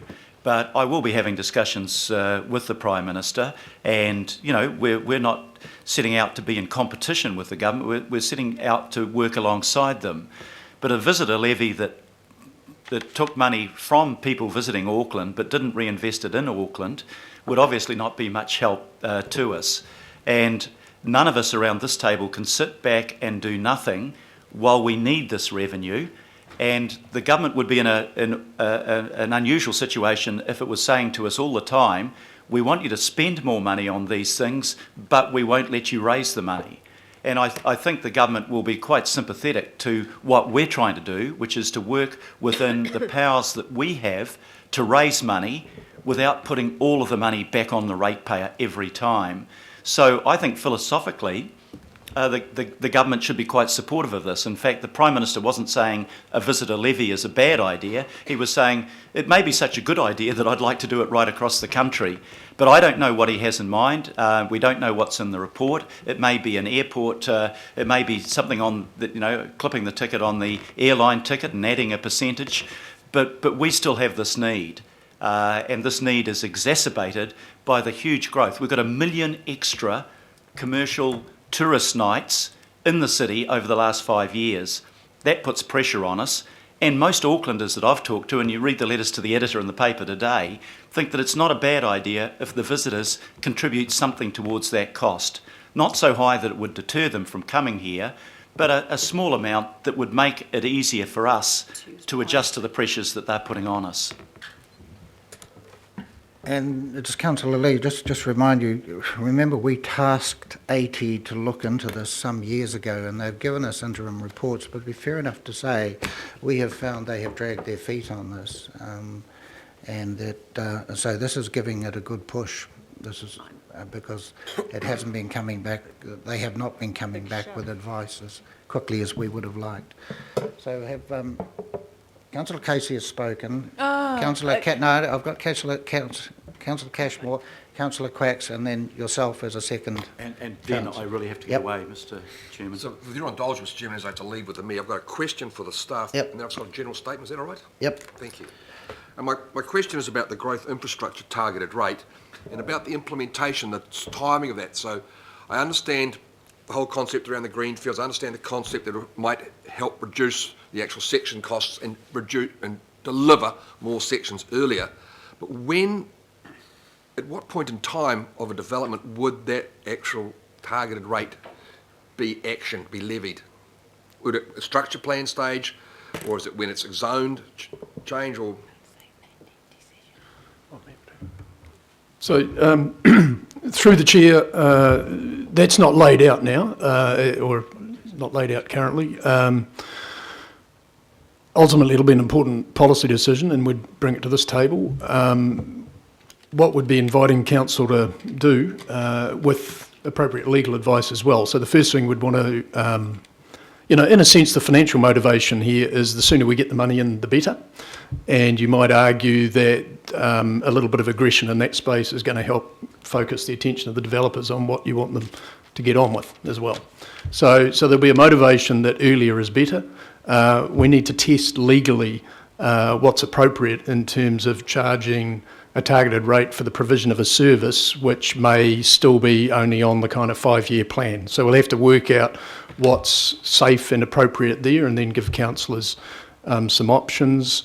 I think the other part of this, and I think we're quickly going to learn this, that a number of these, to the extent that we move into feeling more comfortable about using targeted rates in these sort of situations, a number of them may actually end up being set through the process of negotiation with key developers in certain areas, because we have we've got other requirements of them, that we want land to be released so that we can put our bulk infrastructure, arterial roads and pipes and so on in place.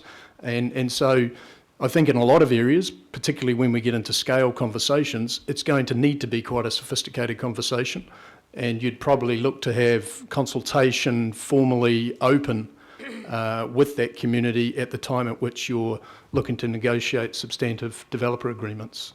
So look, I appreciate that there's quite a lot there. This is new, but we know we've got to get into this stuff to unlock these issues.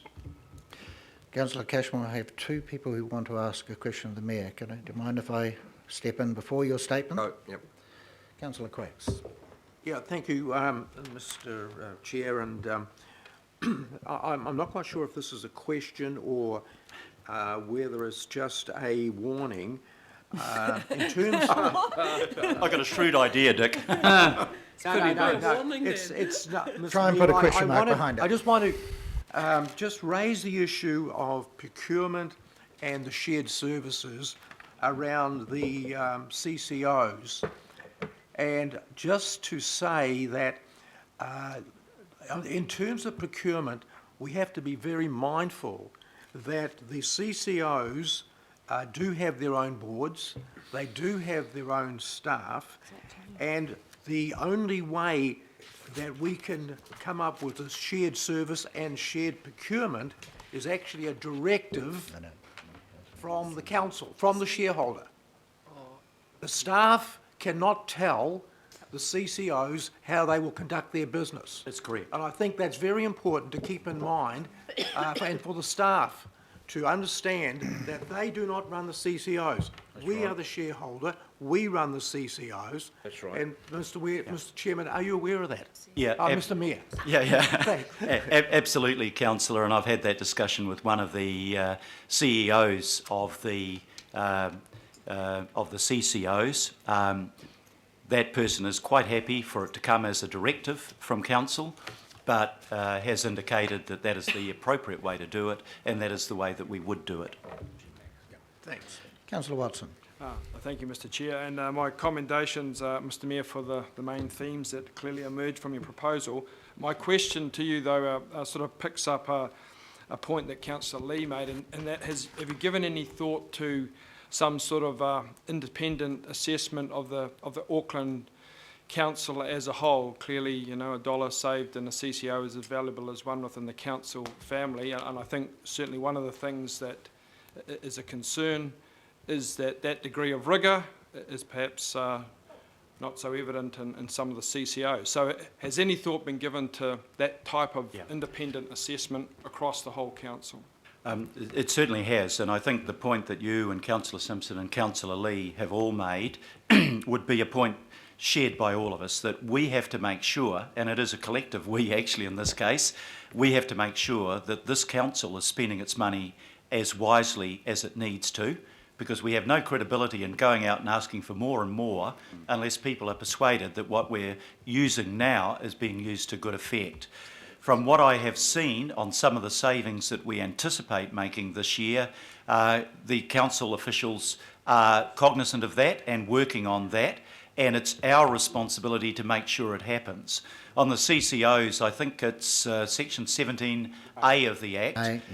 It allows us to conduct routine performance reviews of the CCOs, because while we have direct influence over what our own council does, we equally need to apply that requirement for proper expenditure of money on the CCOs. And the whole reason that we had that accountability framework discussion the other day was because there is a feeling out in the public that council-controlled organisations is a misnomer, that we don't exercise much control over them at all. And what applies to council should also apply to the CCOs. So we have to be rigorous in pushing for efficiencies for all of those organisations, and that is a collective responsibility that you, I and every other councillor shares. So you wouldn't contemplate some independent expertise in that respect? Where it does involve, sorry, I'll just interrupt there. Sorry. So that is actually done under the auspices of this committee, and there is a program already occurring. It's a matter of whether we continue with that program or whether we go back to square one and reassess how we're doing it, but it does involve outside consultants, and it depends on how much we are willing to spend. I think, just to add to what the chairman said, it is a balance. You do need independent scrutiny sometime. If you're only scrutinising yourself, that might lead to questions as to whether you're getting the right results. I'm equally conscious of the fact, and Penny Bright reminds us of it every meeting, that when you bring in outside consultants, there is a cost attached to that. And I think the same scrutiny would apply to the outside consultants' costs. We want to know that we're getting value for money. If we're spending money on it, that we're getting good results. And that, again, is incumbent on all of us as members of this governing body. Councillor Casey, you have a very quick question. I didn't realise the Mayor wasn't going to be here for the speech, and I have a gift for him. The last Mayor failed miserably on the living wage, and it's 6 years too late, and I'm so happy. It's a man bag to take to your meeting with Mr. Key. I'm sure it's well intended. Oh, absolutely. Councillor Cashmore. Yes, thanks for your indulgence, Mr. Chair. Hearing the discussion, I think there's a couple of things that we need to emphasise, and the fact is we are growing very, very fast. We've grown by Hamilton in the past 5 years. We're probably going to do that again in the next 3.5. And that's a real massive challenge for us for the delivery of infrastructure. And the Mayor's slammed the interim transport levy, and most of you know that it was myself went out to the Ben Brown's office and suggested this as a way to try and break down the door to have this collaborative discussion. Because prior to that, all that we were doing to make our budgets fit was cutting Auckland Transport's capex and the consequential OPEX that went with that. And that meant that we were going nowhere. In fact, we were going backwards. And now that we've got this massive increase in our population, even more than what we had 3.5, 4 years ago, the challenge is even greater. So the collaborative nature of the Mayor's proposal and those discussions we have to have in half an hour and tonight and tomorrow are vital to get this forward, and we have to be seen to be doing something. The interim transport levy helped bring the government to the table because it meant that this council had the intestinal fortitude to show that it was serious about solving transport issues. It wasn't going to duck and shove and cry and die. So we got onto it. And now the next discussion is how do we move this to the next place and what form that takes. And that's going to be an iterative process over this term. So I'm sorry we have to depart, but because I would have really liked to hear the debate, and I'll be on recording, I'll be listening to it tonight. But I think it's very important that we do remember those key facts, that the challenges aren't going away, and there is that gap in the ATAP proposals of 400 million. And as the Mayor said, that is conservative. The ATAP proposal is conservative. If we want to really make the game change, it has to probably be more than that. Thanks very much, Mr. Chair. And we have a gap of about 100 million in other areas as well, let alone no investment in parks. So we have, we're going back to Councillor Newman, and then we have Councillor Simpson, busily finishing with questions. Councillor Newman. I'll just remind people, Dave Wood there is actually now the official spokesman for the Mayor. Oh my God. But he's not allowed, remember he's not a politician, so he can't answer the political questions. Councillor Newman. Thank you, Mr. Chair. Dave, the question that I was seeking to the discussion I was seeking to tease out here relates to the projections for the future program of renewals in the transport space. And it's a matter that I've been having conversations with Auckland Transport about, and I hope that we will have more discussion with Auckland Transport around the table moving forward, Mr. Chair, not only for the annual plan, but also to start to inform the LTP discussions And my concern is the growing backlog over the coming decade for transport renewals. Even if we are maintaining existing assets at the existing standard, those assets are absorbing more and more traffic. So you could argue that there's a potential for, or a potential actual reduction in real terms. So I'm wanting to know the work that is taking place within the Mayor's office to inform this budget and future budget proposals to ensure that we actually have the renewals correct.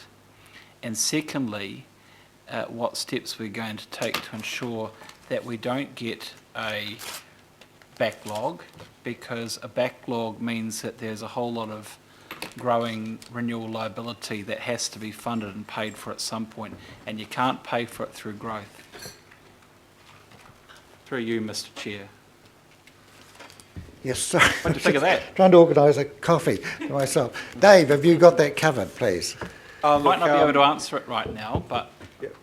Through the chair, look, I will hand over to Matthew around some of the technical points that you're raising, and it's something which I think really sort of falls into careful consideration around the long-term plan. So that's probably the context where it needs to be appropriately geared, and to make sure that we're in a comfortable position or in an acceptable position regarding the renewals program. But I'll pass on to Matthew around his assessment of the work that's been done in council on this issue. So through the chair, just a couple of other additional points, because I think, I mean, your point's well made. These are important issues and pretty fundamental to Auckland Transport's capital program. Just a couple of things. There's been some discussion this morning around the interim transport levy. So one of the responses made within Transport's program to the presence of that levy through until next year, 17-18, was a bit of an uplift in their renewal program. So one of the things we would say is that the LTP is the natural timing and place to reconsider the adequacy of their renewal programs going forward. And the only other thing that, so I guess I'm saying I think it's probably a little bit tough to have a substantive conversation for next year's budget around Auckland Transport Renewals Program, but set it up for the LTP. The other thing I would say is we have an internal audit program set up now across our main asset portfolios, so stormwater, inside water care and Auckland Transport. That's been run out of Auckland Council's internal audit office, and the purpose there is to dig in early and in a timely fashion around the adequacy of our asset management planning, which a lot of which strikes at the heart of the renewal question. So what I would say there is I think you can expect to be pretty well informed. My suggestion would be around, May, June, July next year, we'd be looking to come forward and have a good conversation around capital programs generally for LTP, but particularly with that internal audit having given a bit of a hurry up in the asset management planning space, I think we'll be well placed to have a good focus on the renewal issues. Well, Mr. Chair, you're going to hear so much from me on this issue over the next few years, but okay. Just coming back to the issue of the targeted land rate, and I heard a comment earlier that the targeted land rate would discourage land banking, which is probably correct. I actually don't think that a lot of developers are that interested in hanging on to their land holdings if there's a great opportunity to capitalise it in a market where there is capital gain to be made. The issue is whether they want to do it this time, if that's the most prudent thing for them. But I wonder if there has been consideration as to whether the targeted rate would encourage already enthusiastic landowners to go out of sequence of the future urban land supply strategy. And if they do, if there is an appetite for that around this council, because that is one of the unintended consequences that could be triggered if we go down the targeted land rate, that actually people want to go right now, and we didn't necessarily have them sequenced to go right then and there, and so we might have to accept that they do. And that's a policy question, Mr. Chair, that I'm not sure the officers want to comment on that, but there will be costs if they do go out of sequence. Some of the costs will have to be borne by us. Good point. Through the chair, I mean, it's a point well made. We're not sitting here today with solutions to that, but if we've created a more flexible tool set and got more confident and comfortable around infrastructure targeted rates, then it probably does challenge the organisation to address a few proposals that will feel like they're out of sequence. Well, And that'll be a challenge we have, and, you know, probably a healthy challenge. Well, Mr Chair, I hope that Councillor Darby was reflecting on those comments, because I think that will be the most obvious corollary of the target land rate will be the future land supply strategy and whether we're prepared to accept a more permissive development program. Can I just comment on this too, that the targeted rate, really the core decision that Council will be invited to make in June is around the revenue and financing policy change, which will enable them to be used. And the actual decisions are going to be discrete case-by-case decisions and defined areas of land. So those sort of issues will actually be able to be made transparent and landed at the time that Council takes decisions on those discrete parcels of land. So there is a mechanism to make sure that we're very cognisant if it's out of sequence. But I think probably the intention at the moment is that it is consistent with the future urban land zoning release strategy. So point well made, but I think the way it's actually going to be implemented will ensure those issues are clearly and properly analysed at the time. And my one other question, Mr Chair, I guess coming back to the visitor levy and the discussion around if there has been modelling of ability to get uptake from this so as to eliminate leakage. Could some information that has been developed be circulated so that we can understand how what level of coverage you might be able to get from that so as to ensure that, so that we understand the scope of this? Through the Chair, I think we can begin to explore those issues at the workshop that's planned soon on these measures, and also the key work needs to be done over the next 2 months as we lead into the public document itself in February, and we want to work with the industry on that. But I think these are the issues that need to be made transparent and discussed. And when, the use of targeted rates in this area is not a perfect tool. We acknowledge that, because you'd rather have something that's more like a sales tax rather than using one of our rating bases. But that's the issue we need to work with industry on too over the next 2 to 6 months as we actually refine the policy design. But we'd like to actually get more into some of the policy issues as we begin to design it, and the first opportunity will be in early December. All right. Councillor Simpson. Thank you, Mr Chairman. I've got a number of questions. The first one on the living wage. Are there any major policy changes to the way the living wage was presented to councillors last term that the Mayor's proposing this time? I'm not sure, through the Chair, I'm not sure there's anyone on the table here could actually answer that question with any accuracy. Okay, well, I'll hold that and we yeah. Okay. Because it cost a lot less last time. So yeah, the modelling. What I can comment on is I think some of the forecasting done in previous iterations had didn't necessarily fully cover the Crown-controlled organisations, and there was some other missing stuff around wage compression issues. Which so can you just note that first for discussion? Yep. No, we'll make sure that's fully set out in the discussion in December. But also, Councillor Simpson, the proposal last time was actually just the council parent body. Yeah. It didn't incorporate the CCOs. Yeah. Okay, my second question is around the local board targeted rate. And I noticed that this paper says that if the local boards haven't highlighted this by the end of February, well, then they would have to, and they didn't want to make it as part of the LTP discussion, that they would have to do it separately. Do you know what kind of a cost that is for a local board? Who bears that cost to go out to its community on a targeted rate? I just happen to know that there's Ellerslie community and Ōrākei has already mooted it. It's not here to do.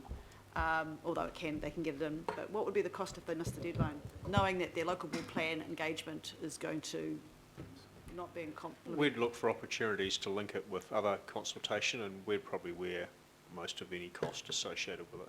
We being? Us. Us. So council. think of that as general fund as opposed to asking the local Slush boards fund. to... Slush fund. Excellent, excellent. The visitor levy, the question I have on the visitor levy, which I, as you know, absolutely support in principle.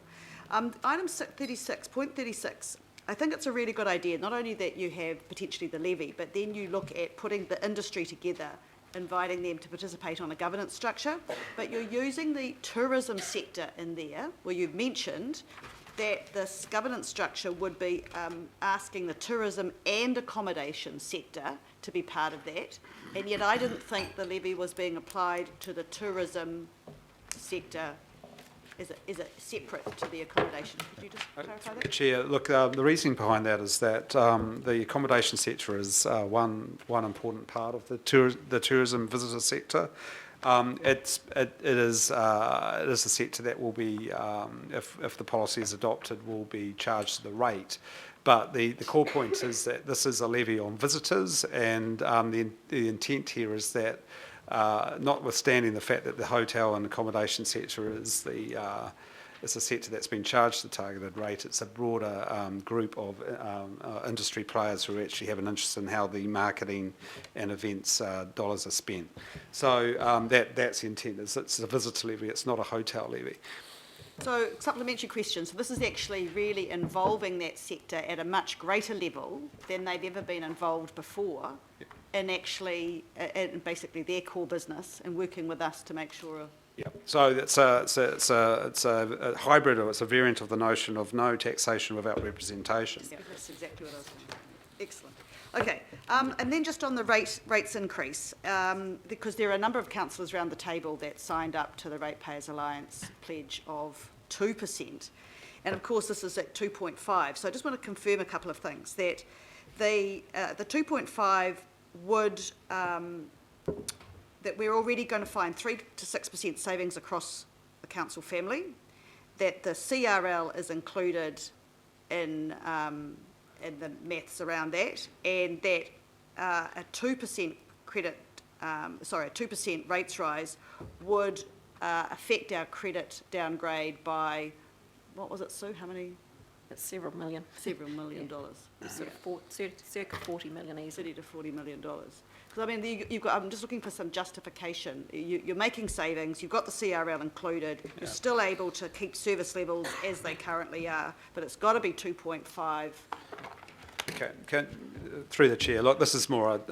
This is me drawing on my previous experience at the Treasury, where when you're doing expenditure drives, it's actually to facilitate either more government spending in valued areas or tax cuts.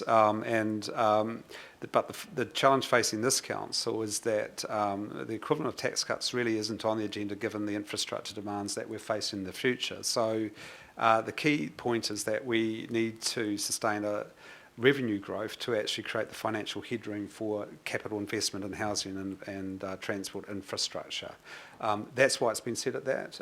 So irrespective of the savings we might achieve in council operations, the current policy intent is that all that cash is actually reassigned for capital investment. Yeah. And I can give you just, this is not a cute answer, but remember, for those that did sign up to a goal of 2%, that was based on the LTP being at 3.5, but also the LTP having that target of lessening the business differential. So by actually saying a 2% rate rise with the assumption the differential would continue to lessen, in effect was a 2.5% rate rise for residents. Okay? So in effect, you're not breaking a pledge because you're delivering exactly what's, because a 2% average rate rise would have been 2.5 for residents, okay, and it would have been 1.1, looking for heads are up, 1.1 I think, or 1.2 for business. So in effect, by pausing the differential and we're going for 2.5 is delivering exactly the same as your commitment to a 2% rate rise on average. So you're not doing anything wrong there or breaking any pledge. That's Thank you, Mr. Chairman. okay. Councillor Hills. Thank you, Mr. Chair. It's a shame the Mayor and Deputy had to leave, but during a discussion on the mayoral proposal. But I think overall it's looking in a good direction. The living wage, the visitors levy, I think is a good idea. In principle, I think most people, a lot of people, if they're staying in hotels in Auckland, they are probably not going to be too hurt by a $6 or $10 extra charge for the greatness of coming here. But what's not mentioned, and I know it's going to be more detailed and it will come out further, is the efficiency savings. Obviously there's got to be more detail, the targets, but I think also a good opportunity early as possible would be is there going to be conversation with local boards a lot earlier? Because my experience as a local board member is the efficiency targets sort of probably come down easier. This is what we're going to do. Here you go, local boards. But often I think that there were opportunities for local boards to offer up, their own savings, their own priorities, their own community things to be efficient or cut, shall we say, rather than us telling them. The libraries is a good example. I know that there was a standardisation to save a whole lot of money within libraries, but then some areas actually had increased hours, which they didn't want. Others had reduced hours, which they were appalled by. So I think this is a big opportunity to actually ask local boards, because a lot of them are probably signed pledges and probably do want reduced rates for their communities as well, but also often the same people are saying we don't want anything taken or cut or So there is a question there, and it was right in the middle.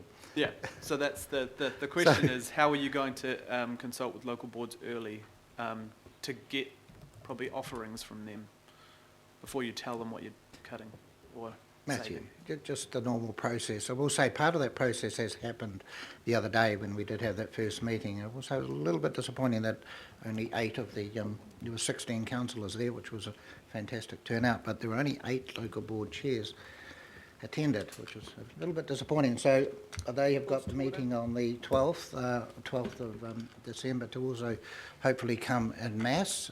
So that's part of the process. And Matthew, just normal, the rest of the... Through the chair, and probably just restate a couple of numbers and a little bit on process.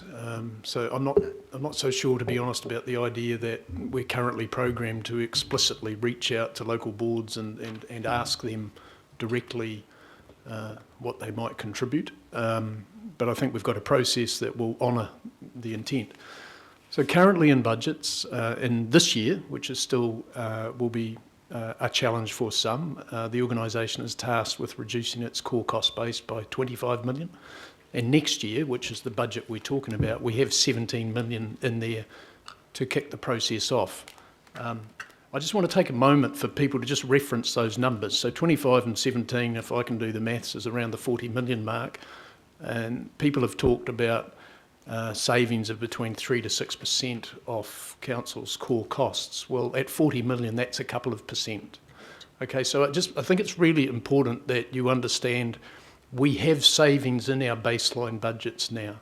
The extent to which those are delivered on this year, next year, and then off whatever reset LTP base that you put in place, my suggestion would be to you that you will almost guarantee a further 3% reduction at least in council's core cost base. Equally, and I think you've heard it from management, and it's come out of some of the recent discussions with local boards, there's also a sense that is ultimately limited, that we start to get into tricky space where we might be challenging the service that's been delivered as much as how efficiently it's being delivered. And I think management have been fairly consistent in saying those savings which we feel we can identify and execute that are pure efficiency. But I think increasingly now on the table, and perhaps particularly in areas that are important to local boards, there's a sense that we may have to have an even softer pair of hands and make absolutely sure that when we follow up on savings targets and people's budgets, we're really respectful of local board domain and we enter into that dialogue with them, which is, I'm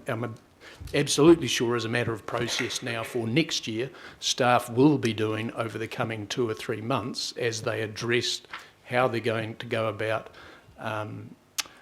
executing that $17 million number in next year's budget. So there's lots of disciplines and process already in place for next year's budget that will definitely flush out the sort of things that I think you're talking about. As a matter of timing, you could therefore expect around this table, and David's mentioned it this morning as well, we'll run an organisational budget refresh process that has a sort of a back end of February date on it in terms of a little bit of completion. Management will need a fair bit of March to get their heads around the impacts and results of that. And then we would look to report back to this table, and we could certainly include the local board chairs at that point on how have we gone about addressing that target? Are there areas of service level impacts that need to be part of the conversation, because where the staff may be not feeling confident that they can easily deliver the 17 million without having a conversation about one or two service level areas. Is that all right? So, okay. Yeah, also, Councillor Hills, Sue has just reminded me, besides the workshop we did have the other day, Finance has actually given notice to all the chairs of the local boards if they want to come on and have a one-on-one with the finance team, they can. At this stage, no one has taken up that offer. So Sue's just going to finish this session up, and then we're going to have a tea break, because I'm getting a note from several people. So, Sue. Thank you, Mr Chair, and through you. Just a couple of points, if I may add to Matthew's answer and to some of the other responses to the questions in the last few minutes. Firstly, to the points around savings, if I could just remind councillors that for the year ended 30 June 2016, we have saved across the council family since amalgamation $224 million has been achieved. Matthew has articulated well the level of savings targets that are built into our current budget, and to give you the percentage numbers on those, the current financial year 16-17 that we are in, that is at 1.09%.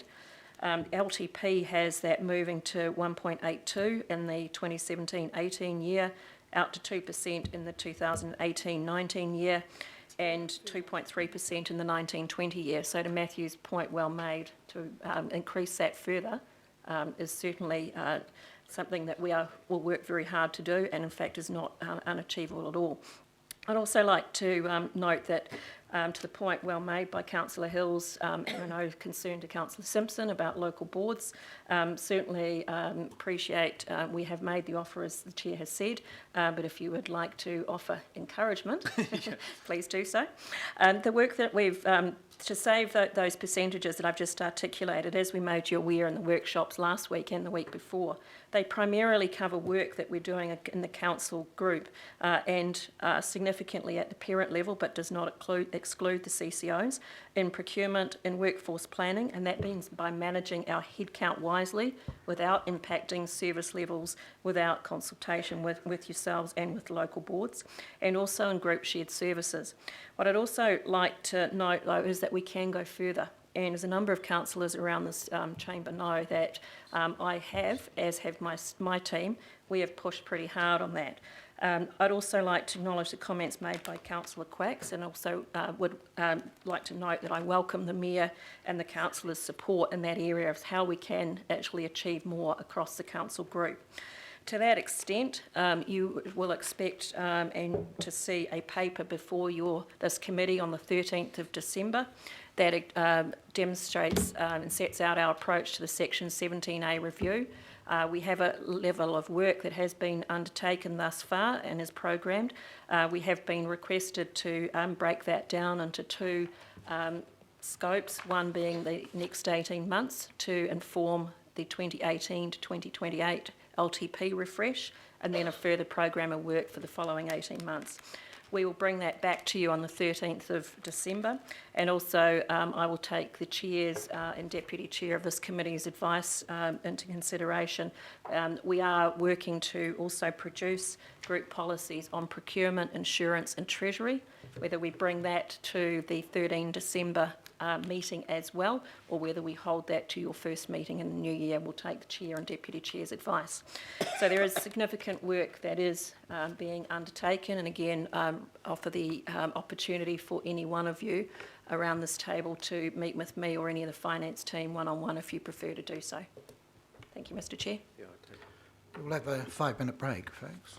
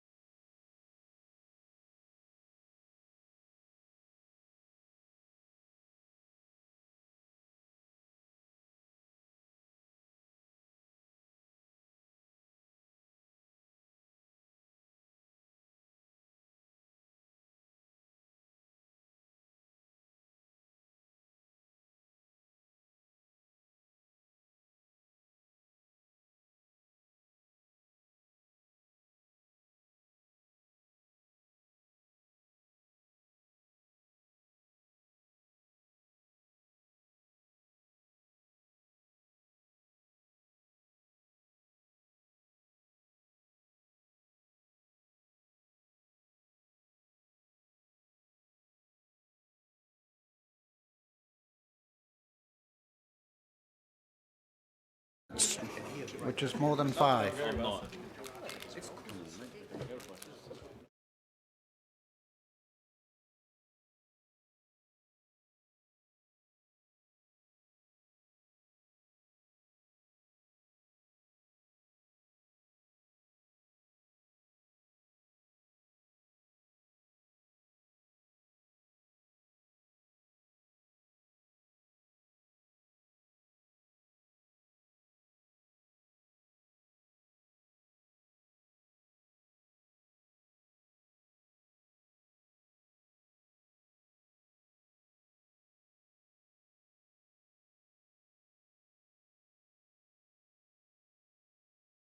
So we will start again. Now I've noted we've almost basically finished questions, but I noticed there's two councillors, Councillor Stewart and Councillor Darby and Member Honeck haven't asked questions, and I'm assuming you don't have any questions. So, right. So you have a question? Okay. Last one. Well, debate or question? No questions, but we're going to go on to the debate now. Okay, I'll wait for the debate. Right. Right, so this is a debate, but it's more a contribution. I just remind people that the Mayor has left the meeting, so we cannot take amendments to the mayoral proposal today. That was for us to work through at the workshop, where we will discuss any agreed amendments for the following day, and then any scheduled amendments that some members may have that aren't discussed in the workshop obviously are for the 13th. So all we're doing today is when we do actually vote on this is actually noting, in effect, receiving the mayoral proposal. So, right, and when we get to that, I'm assuming everyone will allow me to effectively move it in a block of A, B, C and D as recommendations. So, and then that goes to the workshop for those new members, just so they understand that's the procedure. And then we go the actual F&P on the 13th, and then what is finalised there then goes to the governing body 2 days later. So, Councillor Sayers, I think you're first. Oh, okay. Thank you, Mr. Chair. Just I want to bring to the officer's attention my concerns around the council's performance in the past and therefore going forward in this annual plan around the wage bill and the actual spend versus budget, Mr. Chair. So, if we approve an annual plan and we approve in that one of the greatest expenses along with the depreciation is the wage bill, I don't expect that to be blown out by, roughly about since the start of the Super City, on average, 50 million a year. And when, those are the type of overspending we can do without. And here we are trying to save money. So I just would like to highlight that an approved budget for the wage bill needs to be delivered within that envelope, not overexpended. Okay. Well, there are no other speakers. This is very promising. Councillor Quack, so I knew you'd put your hand up straight away. I just like to follow up on the comments that have been made by my colleague here, Councillor Sayers, around the savings that have been promised by the Mayor on the hustings around staff, and that was made probably by all the mayoral candidates. But I don't want to put that on the council, on the Mayor's shoulders alone. I don't think that the Mayor alone should be the one who acts as a razor gang of one on council staff. But Councillor Sayers is quite correct that the staff numbers at the amalgamation, or the cost of staff at the amalgamation, was $615 million. It's now ballooned out to $803 million, getting up close to $1 billion. And if you look at our rate take of $1.5 billion, we are now spending over 53 cents in every dollar on staff costs. And there must be some savings to be made there. And in order to help the Mayor, the better local government legislation, or the changes to the legislation now enables council, and that's us, to set the policy on staff and remuneration. So we should be assisting the Mayor make these decisions, because they are hard decisions, they involve people. And so, while talking about people, I just want to remind councillors the question that I asked the other day around IT staff. We now employ 700 people on IT.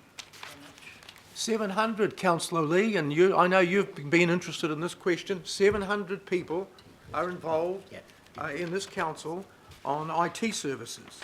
And that consumes, They still don't work. that consumes $73 million in wages. So there are some savings to be made there, and we should help the Mayor as much as possible in that respect. 73 million. Yeah, thank you, guys. Yeah, what was the question, Councillor? 73 million. 73 million in wages, Councillor. Councillor Lee, thank you. So I'm certain there are savings to be made across that area of council staff, and it is up to us through the new legislation to help the Mayor out. And so, Councillor Sayers, thank you for raising that issue. I also want to raise the issue of the CCOs, because I did mention the CCOs before when I was asking questions. But while I am reasonably comfortable as far as the levy is concerned for visitors, the visitors levy, I'm reasonably comfortable. The detail of that will be, or the devil, or the details of that are unclear. And we need to know a lot more about that, and I expect that the staff will come to us with a much better formed idea on how that will work, and to make sure that, in fact, we're not just transferring money from one group to another, because a dollar is a scarce resource for which there are many alternative uses. So if you put it on a rate for a bed, then that means there's money not being spent at a restaurant, or there's not money being spent at the local souvenir shop. So, you know, the dollar only goes around once for people, and we tend to forget that at this place from time to time. But I also, we're talking about that raising $30 million, and we're going to give that money to ATEED. Well, councillors, quite frankly, I'm not very keen on handing $30 million to ATEED. You know, I'm sorry, but the reckless spending of that organisation that we have witnessed doesn't give me any confidence that we would just hand over a cheque for $30 million, if that's the amount of money that it raises, to ATEED. Can't agree with that. You know, they had a man in London. They had a woman in. You've got about 1 second to go, Dick. Sorry, Councillor Quakes, you've got about 1 second to go. But oh, okay. Well, maybe somebody might move an extension of time. I'll move an extension of 2 minutes. Maybe somebody will move an extension of time. Moved by Councillor Newman, seconded by Councillor Stewart. Lining up for second. All those in favour? Aye. Against? I want to hear more. Thank you, Mr. Chairman. Because this is an organisation that has spent millions of dollars sending people to San Francisco, sending people to the Olympics.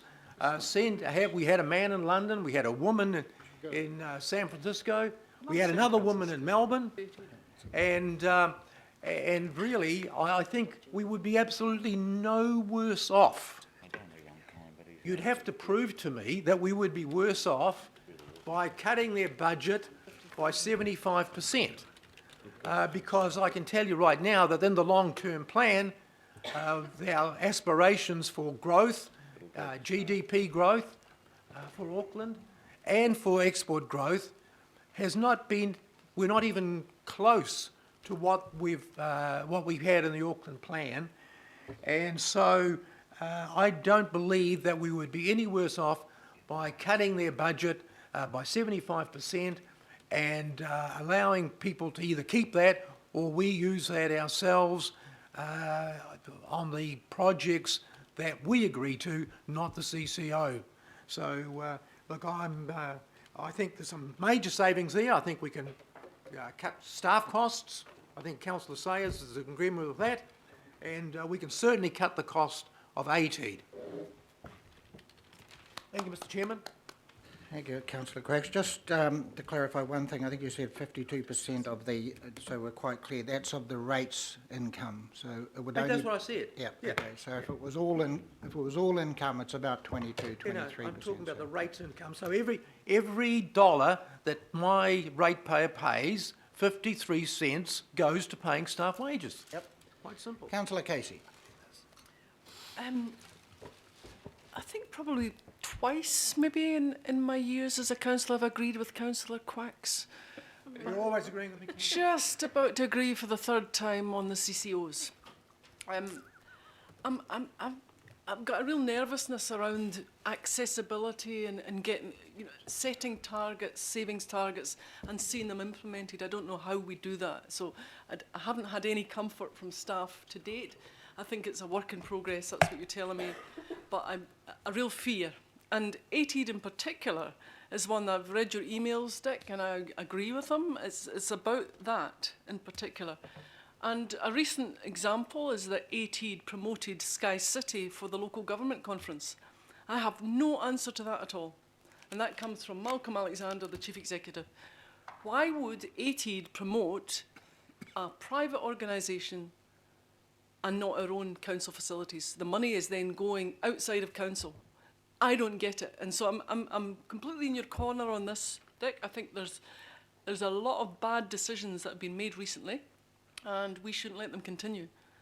And how we bring them to heel, the Mayor's suggesting we do that. I don't know what the mechanism is for that. And, maybe once we work through that, it'll all be made clear. But in terms of savings, absolutely there is fat in the CCOs. And we need to be dipping our hands into that murky mixture to drag some of it out. So that was just, that was the bad bit. The good bit. And Dick won't agree with a word of this, but just want to say congratulations. It's the first time I've actually felt the Mayor's proposal is doing stuff for people who really need help in Auckland, the underclass. It's an acknowledgement that there are struggling workers, there are struggling families, and paying our staff the living wage is just a small step, and it's been a long time coming. It came to my committee, one of the very first committees of the new council. So it's been 6 years since it came there, but we'll do it now. Small step, we're not the first council in New Zealand to have done it, but we set the bar for other employers to do the same. That's what we're doing, showing some leadership. So I'm very, very grateful to that, but also reminding you that we who were there had a woman in that seat that David's in who cleans the town hall toilets on a subcontract and gets much, much less than the minimum wage. And she was crying that day. And we owe it to people like that who are working for us in our facility to make sure that they too get the living wage. So I'll be keeping on at you, David, for the next 3 years to make sure that there's a next phase to this. Right. The other thing was the homelessness. The homelessness money, it's not a lot of money, but one of the central roles of council has been, since 2004, to bring the agencies and homeless people and the government into the same room. And to have $500,000 to actually put in place a decent action plan. We had an action plan, but it was only covered Auckland city area, and that's now extinct. We need a new regional plan so that all these great ideas that people have can feed into it. So we agree on the plan together, just like the Auckland plan, And that's a good bit of work that Auckland Council can do, and I'm really, really pleased to see that we think that's an appropriate thing to be doing. And so congratulations to the Mayor for this budget. And with Dick on the CCOs, I'll be keeping a watching eye on the savings that we can get from there and hopefully making my part in that. So ask me what you think can be saved and I'll tell you. Thank you, Councillor Casey. Sorry, an oversight of mine before I let Councillor Casey speak was I wanted Sue to respond to Councillor Quacks's queries on the IT, because obviously it has been addressed. Thank you, Mr Chair, and through you. Councillor Quacks, you will be receiving a full and detailed response to your question that you asked of me last week. Unfortunately, I have been ill for the last 2 days. I got a very unfortunate bout of very serious food poisoning. So my apologies to you. I followed that up this morning and you will get that very quickly. Very good. But if I may address, I do have some information I can give to you now and to other councillors present. Firstly, the subject of employee numbers in IT. As at the 17th of March 2016, which was the day that I presented our plan to review our IT area, we had a total of 554 employees in that area. That excludes those that were specifically working on Nucor, which the number working specifically on Nucor was 96. So of the 554, 425 of those were employees and 129 were contractors. As at the 24th of November last week, the the permanent employee number had reduced by 76 as a result of the work that we've been undertaking to 349. The salary bill, as at 17 March for those full-time employees, was $36 million per annum. That has reduced to $30 million. So we've saved $6 million in 6 months through the work we've been doing. The non-employee numbers reduced from 129 to 61, so 68 reduction. I'm not in a position to give you the actual cost of that. We need to finalise timesheets as at the end of October, and then we'll be able to do so. The Nucor headcount, as at 17 December, as I mentioned, was 96. As you're aware, we rolled out Nucor in June and then subsequently consenting in October.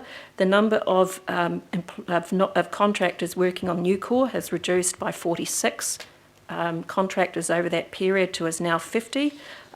We project that that will reduce further by down to 10 by July of 2017 when we complete the rollout.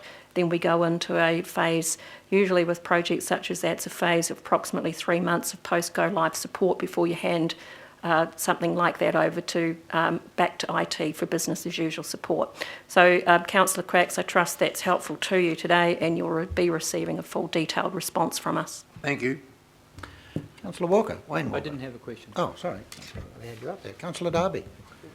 Thank you, Mr Chair, and while the Mayor is not here, he's had to go away to other important business, I do convey my congratulations to him and the staff for compiling this information for us to consider with the community and for us to examine further and more deeply in the workshops. I think it's clear to me that the Mayor's come to grips with the key issues facing Auckland pretty quickly, and of course he's had to and we've had to. And that's absolutely refreshing that he has been able to do that. And focusing again on transport and housing, as many of us echoed yesterday, they are enormous and confronting issues for this council over the triennium. And the Mayor is reminding us again, as I think many of us in the recent campaign have been reminded and have taken positions that we won't be leaning on the ratepayer to fund an intolerable burden to fund infrastructure going forward.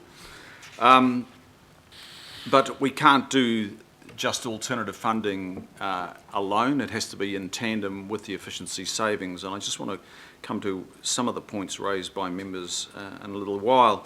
I also note, I'm not going to address my support in all the various areas, but I just want to express that overall I support this direction. But want to just touch on homelessness. I was in Portland about 8 months ago, and one of the messages I got from officials there in the Portland City Council was nip it early. They said we didn't nip it in the bud early, and the cities all over America are struggling with this because they didn't acknowledge the enormity of their problem coming their way. And there are migrations of homeless people moving from cities to cities, where cities have actually, by bylaws, tried to regulate or ban homelessness, which you cannot do.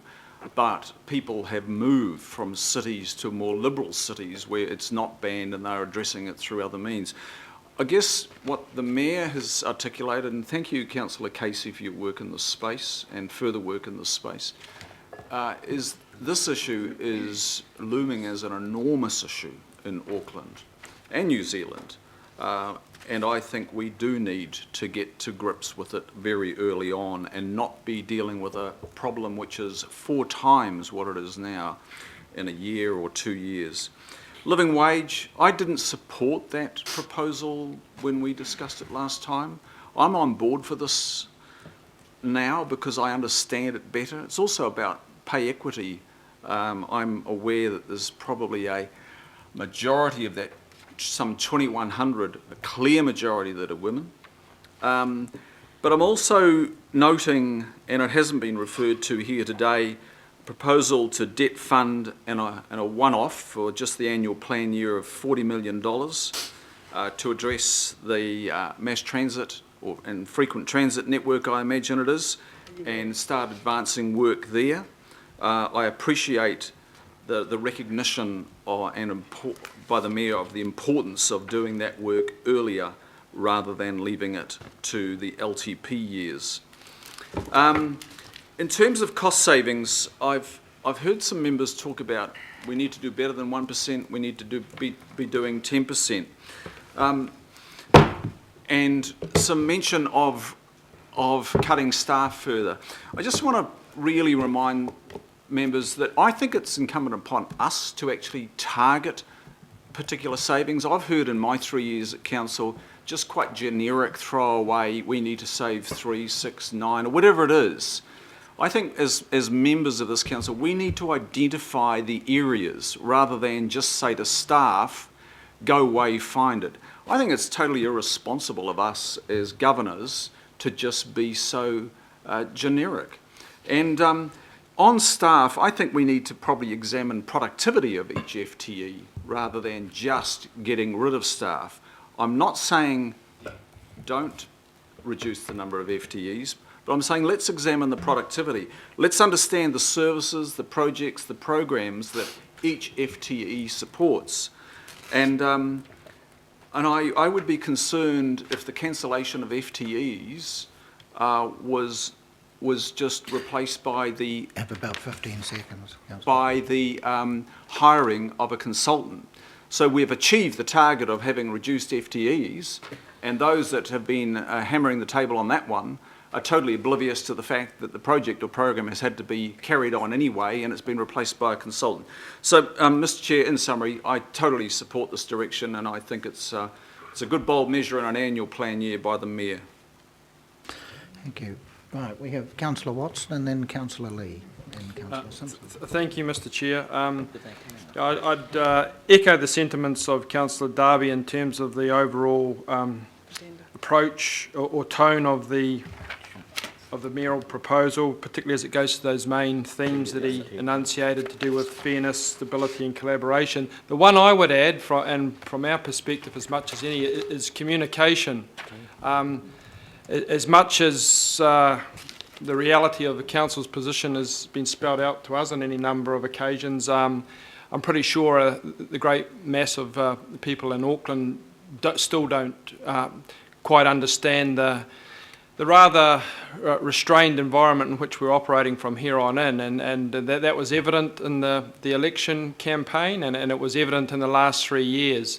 So I know the staff have made very good attempts in the past in consultation to spell out and explain things in user-friendly language, but I think an explanation of this proposal and how it really sets the tone for Auckland Council going forward would be very desirable, because you can't really hope to carry people along with you if people don't understand the forces that are driving it. So I'd like to see a greater emphasis on communication. It's said every time, we roll it out every time, but to be honest, nothing really too much comes of it in terms of effective communication.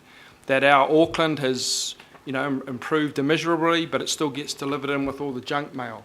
So I don't know what the readership of that is, but it's in with, 10 or 12 super savers and countdown and all the rest of it. So I wouldn't have thought that was a good strike rate, certainly not if election brochures or anything to go by. A number of the other councillors have made comments that I think that most people would agree with respect of savings with the CCOs, and we heard a good presentation today to do with structuring of contracts.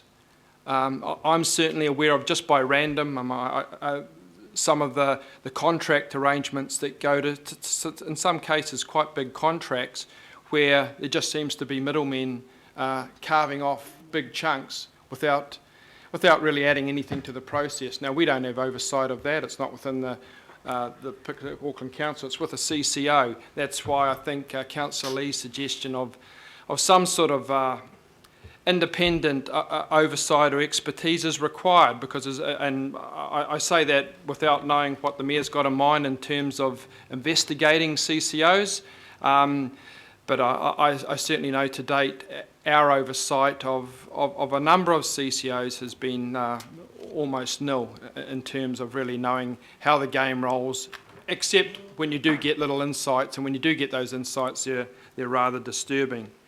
I'm not going to say anything more about transport and housing, because they're self-evident concerns for all of Aucklanders. But what I would commend the Mayor for, and what I think is also a major concern for Aucklanders, is the social well-being of Auckland, and that's become increasingly apparent. And I'm glad to see that there is some priority being given to homelessness, and it was there in the past, but he's right, it is growing, it is getting worse, and it's a blight on Auckland, it's a blight on all of us.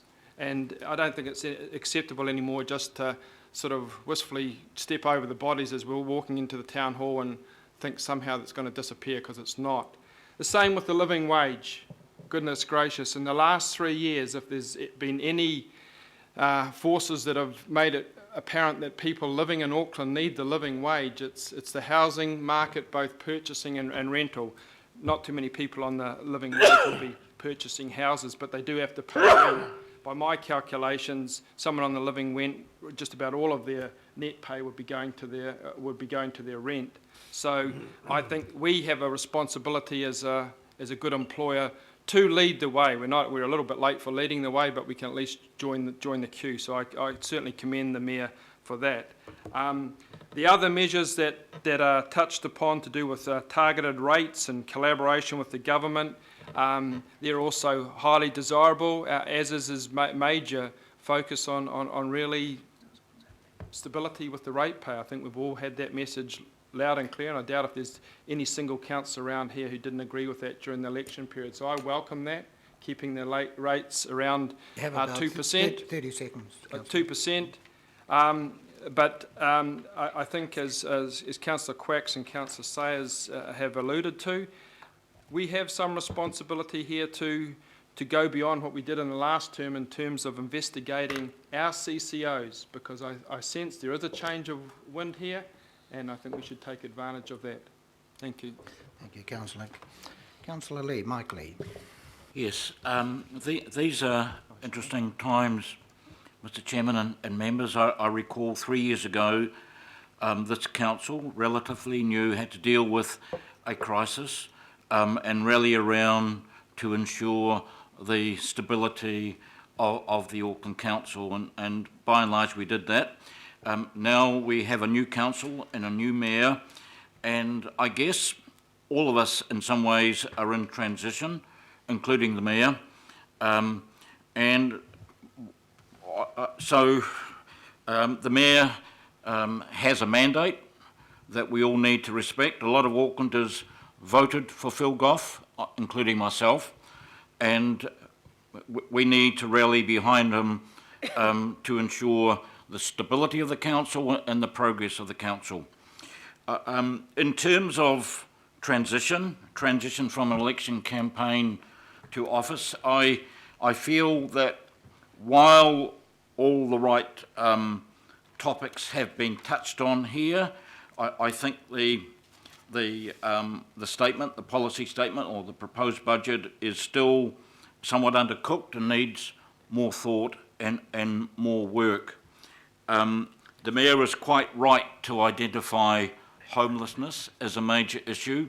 We are spending a small fortune in the inner city on street furniture and road upgrades, including the CRL and ancillary works. But what is the good of that if we have flash street furniture, if we have a whole lot of people sleeping on it, or sleeping on the road, on the footpath itself?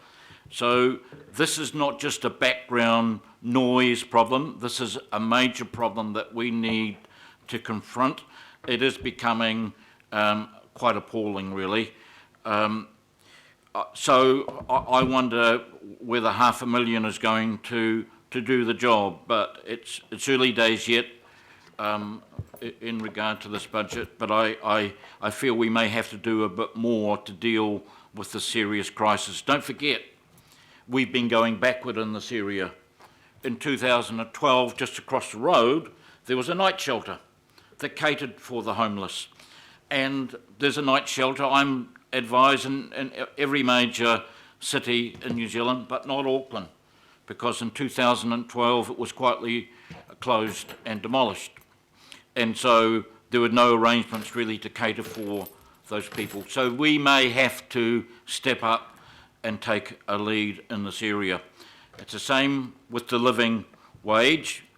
We dealt with this the same time crisis meeting 3 years ago, and unfortunately on some sort of technicality the motion to introduce a living wage for our people was lost. And so now we do have to get on with it, and we need to achieve that. As the Mayor himself has pointed out, probably will be legally forced into it anyway. But in terms of paying for it, there's a big cost there. We may have to think about pay caps and voluntary pay caps, including ourselves, to ensure that all our people have a living wage. But that's something to think about as well. In terms of staff numbers, I'm appalled to hear how many people are working in IT. I guess it's not the fault of present management.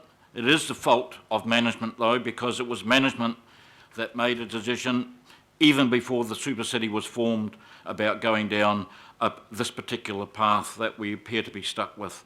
And I'm not being wise after the event. I raised these concerns in 2010. Anyway, moving on from that. You have 1 minute, Mike. It's not the actual staff numbers, it's what the staff are doing, and are they serving our political strategic purpose, and are they doing what the public wants and needs. In terms of CCOs, I make the point again, just like this council, there does need to be some sort of independent audit, and I mean independent, not the usual contractors, where in terms of independence, it's actually a joke. So that is something, if we're serious about this, and the Mayor has raised it, and I support him on it, we do need to look at this council, its costs and its efficiency, and the CCOs. I just have to say, the Mayor has talked about two CCOs in particular. Can I have an extension of time? I won't be long. I'll move it. 2 minutes. The Mayor's talked about two CCOs in particular, and again, it's early days, and I'm waiting to see what a solution will be. But in terms of Auckland Transport, in terms of scrutiny and oversight, the steps he has recommended are counterintuitive, less democratic oversight rather than more. And in terms of AT, which did copped some criticism from the Mayor on a couple of occasions. That special visitor levy seems to be going to them, well, it is going to them, but not really specified what for. So I believe, again, I'll come back to the point, it's early days. The Mayor has highlighted the problems, and I think, and he's correct in doing that, and he has indicated he wants to do something about them. How this progresses is another matter, but I think we need to do a lot more work in the next few months, because like 3 years ago, we face a certain crisis. It's not immediate or personal or dramatic, but it's a crisis in public faith in this organisation. The public support and confidence in this organisation, according to the council's own surveying, is incredibly low. You know, about 16% have faith in the council, and 18% have faith in the council's decisions. Mike. Yep. Sorry, I have an extension of time. And I gave you 2 minutes. I gave you 2 minutes, and it's almost up. No, I will wind up, but the points are made, and thank you very much. Thanks. Thank you, Councillor. And Councillor Lee's comments on the homelessness. I mean, that is something for us to think about, whether that is adequate, because it is not just a downtown problem. It is a problem in most suburbs now. I know it is in my ward and just in the west generally, but I think it's the same quite all over the place. So anyway, we have Councillor Simpson. $240 million a year. Councillor Simpson. Thank you, Mr. Chairman. Look, I'm going to keep this brief. I suppose as a new councillor, I've picked up on a couple of major things that I think we can improve on this term. First one is obviously finding new income streams, because financially we've got a lot of deficits that we have to address. And to that end, I support the visitor levy and potentially the growth infrastructure targeted rate as well, because they are providing us with extra money. But I just want to touch on something from a governance perspective, and that is around the CCOs. Sort of people are knocking that this 30 million, is going to AT and it shouldn't be spent, whatever. It is actually, we have three main tools as governors that we work with on the CCOs. So it's not as if we're handing money over for nothing. We start with the accountability policy. We are responsible for that policy. Now, I've looked at that policy. It was last done when we did the Auckland plan ages ago. And for those people who are members of that new committee, the Appointments and Performance Committee, will know that the Mayor concurrently with his desire to find new income streams is actually looking at tightening that accountability policy to the CCOs. In other words, setting the direction from us to them. Then, of course, we've got the statement of intent where they come back on what they want to spend the money on and how we spend. And we have the ability to work with them on that. So this is not as if we're giving them money for, for whatever they like. We absolutely do hold that control. We have the legal levers to do that. And to say that we don't like what they're spending their money on in the past is actually the fault of the governors for not actually setting up those directions. Really? No, I do believe it's there. Really? They can. The statement of intent is there. We have those tools. So this term, I think that the Mayor's annual budget probably doesn't target, David, the fact that it is in line with that other work around CCO's accountability and the statement of intents around that. So the other one, of course, for me is cutting waste and duplication. We have a number of other agencies that deal with homelessness, and what I'm understanding from this report is that we are trying, or the Mayor is trying to lead this council to work with the other social agencies together and collaborate and actually just act as that conduit between. So we actually do it together. We don't reinvent what other people are doing, but we actually do it together. So I think that's really important. And the point on savings is exactly my same point on CCOs. If we just say we want to find savings and let staff go off and find savings, we can't complain when they find savings from areas that we don't like. We have to front load that. And again, as governors, we have to say where we wish those to come from. This is the libraries debate. So I think that, we can't knock staff if we're not clear. So I think we really need to tighten up our governance. And the new committee structure of the fact that we've only got 4 main committees, the governing body and 3 others, will help us do that better collectively, because although there are a lot of other little committees that, not little, they're significant committees that other people sit on, we can't be everywhere all the time, and that will feed back in. So I just think the thing that's probably not highlighted in the Mayor's proposal, because it's budgetary, is the fact that it is actually a collaborative, better way of working together from a governance perspective. There are a lot of areas I think I need a lot more information on, and before I'm happy to support, and I've spoken to him about that.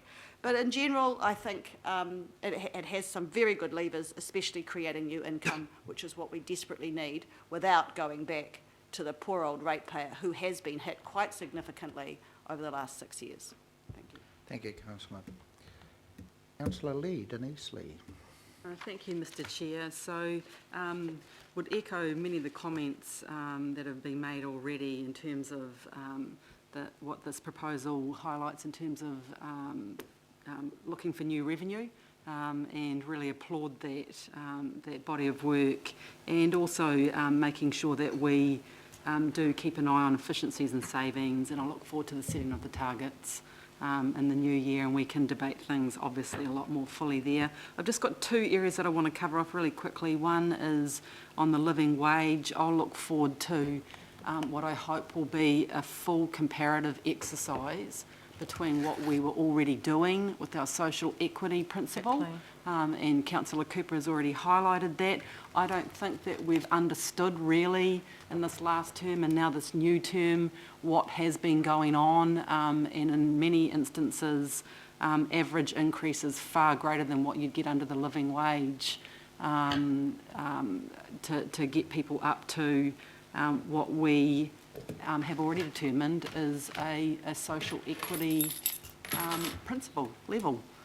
So I'd like to know what my understanding is, that the only difference would be a year, getting things up to speed by the difference of a year. So I'd also like to know what it means for us to effectively sign on to what I consider to be an arbitrary figure in an arbitrary campaign. What does it mean for us long term as a council? What is it that we are signing up to? So the other area that I'd highlight is poor old ATEED. So I'm just, Councillor Hills and I hope you don't mind me saying that we both did this, Richard, looked up ATEED's KPIs, their annual report. And I just think before we really get down to detail on what is often considered an easy target, and this visitor levy raising between sort of 20 to 30 million, we should be reminded of the task that we set ATEED to look at our business attraction, visitor economy, international attraction, our reputation internationally. How do you think we're going to grow this city? And what have we tasked them to do? So looking at their own annual report and KPIs, the total GDP contribution of the deals affected with ATEED involvement is 250 million, and it's up by 50 million this past year. The value of investment deals affected by ATEED within the financial year, 328 million, and that's up 60 million. So we need to be very careful about what we've set them, the task that we've set them to do, and how we should encourage them to do what they need to do. And I'll echo what you've just said, Councillor Simpson. We've got governance accountability tools. How are we using them? Let's converse in that space concurrently with asking ATEED to act wisely. Yep.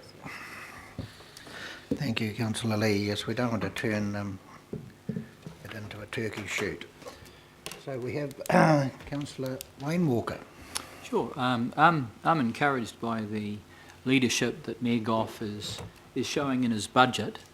What I see is a move on his part to put new forms of funding on the table that not only our council needs but also New Zealand needs. And I would suggest that in this term of council we've got enough councillors that are really going to be behind that and around many of the strategies that need to be developed. So what is really important around the visitor levy or bed tax or whatever you call it, around the levy on carbon effectively, on petrol, on whatever we develop, that we join together the dots between our policies and our strategies and our budget. And we make sure that we've got really good linkages there and they're communicated well so that the people of Auckland and also the people of New Zealand can see that we're very open and transparent. We're doing this for the right reasons, and some of those things are big reasons. For example, if I look at the fuel tax, I think of that more as a carbon tax. And what do we want to be doing in that area? Other cities, for example, big cities, have their own cap and trade programs around carbon, and they serve as very useful sources of funding to achieve critical things that need to happen, especially around enhancements in public transport. So I would like to see the lion's share, if not all of that increase, going to public transport. And I think we could put some very powerful arguments around that. And that means that we need to build the evidence around that. I'm also conscious of the savings. And in the procurement area, I know that there was a report done a while back showing $140 million a year from savings across sustainability in that area. So that is another area where it's imperative that we tie the savings to our policies and our strategies so that anybody can look at us quite openly and transparently and see, okay, we're doing this, and this is the reason why we're doing it, and we're communicating it well. So that's what I'm interested in, and I'm particularly interested in focusing on the exceptions, the really big things that we need to focus on, the structural things to make the changes, and that goes to this budgeting process. Thank you, Councillor Walker. Councillor Stewart. I'll just be quick. Just on the homelessness, I just want to thank Councillor Casey and Councillor Quacks for a lot of the work that they do with the homeless. And I think I've mentioned before that Councillor Quacks does go up once a month with his family and they help the homeless. But I think we've really been let down by central government, and I think we really need to put the pressure on central government because there's a lot of homeless people out there that have actually got mental health issues. And I'd just like to just tell you, just very quickly, a mental health issue that in my own community, I had an elderly couple that lived just down the road from me, and they saw my car parked with my name on it, and they came and knocked at the door and said they had a problem, and it was a little bit outside of what I do for council. But anyway, what had happened, they're in their 80s and they had a son who had mental health issues, and they went through one of the mental health agencies in our community to see if they could have him put somewhere safe for the time being until his mental health came right. And because he wasn't able to sign, or he wasn't going to sign to say that he had mental health issues, they said they couldn't do anything for him. So anyway, a couple of weeks later, the agency rings the elderly couple, and they wanted to just follow up and find out what had happened to, with the son, how he was. And they said, well, actually, you're just a couple of days too late. They said, 2 days ago, we buried him. He'd committed suicide with his dog. So what I'm trying to say is that I think we can't really take all the responsibility. I think the government has to start taking a bit of responsibility, and I think we also have to make sure that the agencies take a little bit more responsibility, because how can a person who's got a mental health issue, a lot of them living rough in the street, how can they actually decide for themselves that they have a mental health problem? And I think Councillor Casey and Councillor Darby and everybody that's spoken about homelessness, they're quite on the money. That we do need assistance. And just one other thing, I think we have got a lot of churches that have for many, many years, over 100 years, some of them, have been land banking in the CBD area, and they've been land banking waiting for a rainy day. And I think that, and I think I've said it before, but I think that rainy day has come. So I think between central government, local government, mental health agencies, I think we can do a lot for the homeless, and I think now is the time, and I think Councillor Darby's quite right. If we don't do it now, it's just going to get worse. So anyway, that's all I have to say. Thank you. Thank you, Councillor Stewart. That's a well-considered contribution. Councillor Newman. Thank you, Mr. Chair. Rating stability can't be achieved by undercooking renewals of infrastructure. Local utility infrastructure, local roads, local footpaths, stormwater assets, local parks and utilities. And I think that maintaining these services on a like-for-like basis doesn't necessarily translate into a comparable level of service for a growing community, because maintaining on a like-for-like basis assets that are sweating is a reduction in real terms over time for those assets in a growing community. And I don't believe that the ATAP project is necessarily going to resolve our renewals dilemma. We can't just simply discontinue our stewardship of local renewal of assets, because those assets are already developed. They are there for the existing communities of ratepayers, and those ratepayers deserve value for rates. The great challenge, Mr. Chair, is going to be to get the Crown to agree to hand over its taxing powers through a regional petrol tax or through a congestion charge. Crown is already a big contributor, and I don't believe that we're going to see anytime soon the Minister of Finance agreeing to a regional petrol tax. Maybe a congestion charge at some point in the future, but I'm personally sceptical about congestion charging until we address the issue of renewal of local assets. I'm very sceptical about the introduction of a charge for travelling en route when we haven't done the work necessary to provide a resilient alternative route for people who don't wish to pay that charge. And that is an issue that's going to affect outer suburban communities such as mine. I think the issue with us moving forward in terms of our relationship with the Crown needs to be based on transferring some work streams. One of those big step change roading projects is going to be Mill Road, and that's largely a roading project that's run through my ward, Mr. Chair, and it's going to be very difficult to fund. It's going to be very difficult in terms of its impact on existing community. And I don't think that that is a project that is even remotely within the scope of Auckland Council, Auckland Transport to do. I think that's a project that needs to be transferred to the Crown. We can't afford it. I think the Crown can, and I think the Crown has the capacity to do it.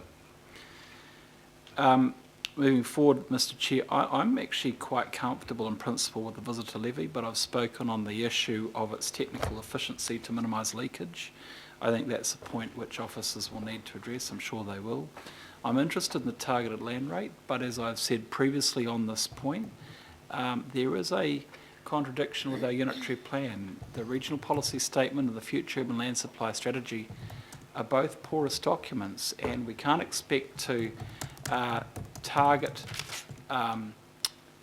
land and not expect to discover that there will be a new incentive to develop that land sooner than we necessarily thought, potentially out of sequence with what we expected with the future urban land supply strategy, and beyond the scope of this council's balance sheet in terms of developing the new utility assets, and beyond the scope of the government's $1 billion housing infrastructure fund.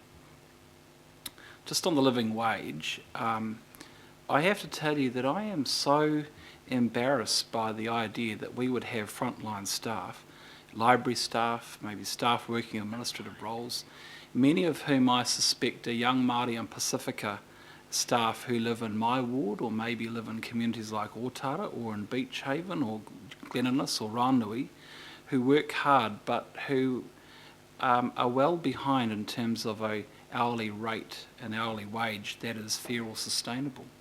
So I am supportive of an initiative to address this. I haven't made comments about this prior to the election. I'm very comfortable with my advocacy, but I do want to also acknowledge and express my support for comments made by Councillor Simpson around the need to find operating savings. I About think 30 seconds, Councillor Newman. maybe someone might give me a 1 Chairman, minute I'll move extension. an extension of time. Okay, moved by Councillor Quacks, seconded by Councillor Fletcher. All those in favour, and that's for 2 minutes. Thank you. Aye. Aye. I probably won't need that, but thank you. I just think it is, I think it's intellectually lazy to just vote to require $25 million of savings in a given year of the officers and then leave officers to it. Yeah. That's just not realistic. And so there is a need to go through a line-by-line bilateral exercise where you look below the headline savings and frankly look for and negotiate those savings, and the negotiations are going to have to be with the senior management. They're also going to have to be with the local boards, because the local boards will be affected by the Maybe affected. they may be affected. I suspect they will be affected as we cut further and further. We move beyond the efficiencies into the questions of opportunity costs for frontline services. And so they need to be identified and negotiated and agreed. And since I have expressed my support for the living wage, which won't be a cheap measure, I understand that there is a need to find savings to fund that and other measures that I support. So look, I'm quite relaxed about the work that we're going to have to do in order to drive the internal efficiencies. I think that's part of our governance. And I think that this is a good opportunity in the year preceding the long-term plan, Mr Chair, to foreshadow some of those longer-term debates, but also move forward on some of those commitments that the Mayor has outlined in his pre-election advocacy, and since he has a mandate, he has the opportunity to pursue that. Thank you, Councillor Newman. So I'm just trying to get one bit of information to partly answer your first query, which is about renewals, and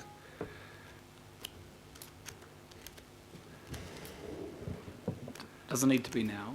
no, but just a reassurance. So. Okay. Just on the depreciation path, because it's really important that everyone understands the trajectory we're on that. So at the moment we're depreciating, 63% effectively, which is, I'm just trying to get the start figure, which could have been about 50 at amalgamation. 2010, but anyway, it doesn't matter. Let's just say it was 50. We're at 63. So the aim is we're going to be at 100% by 2022. So I mean, what that basically means is we then have money set aside for everything for renewals of our asset base. I've got pressure in my ward right now, and I'm sure. I know that, but I mean, there are many councils around this country that have depreciation percentages that are putting away in kitty much lower than what we're doing. So. Provide me comfort. So we've got a pretty bold goal there, and that's not very far away. That's only 6 years away, and that will take a huge amount of pressure off the revenue from that we have to raise through rates come 2022.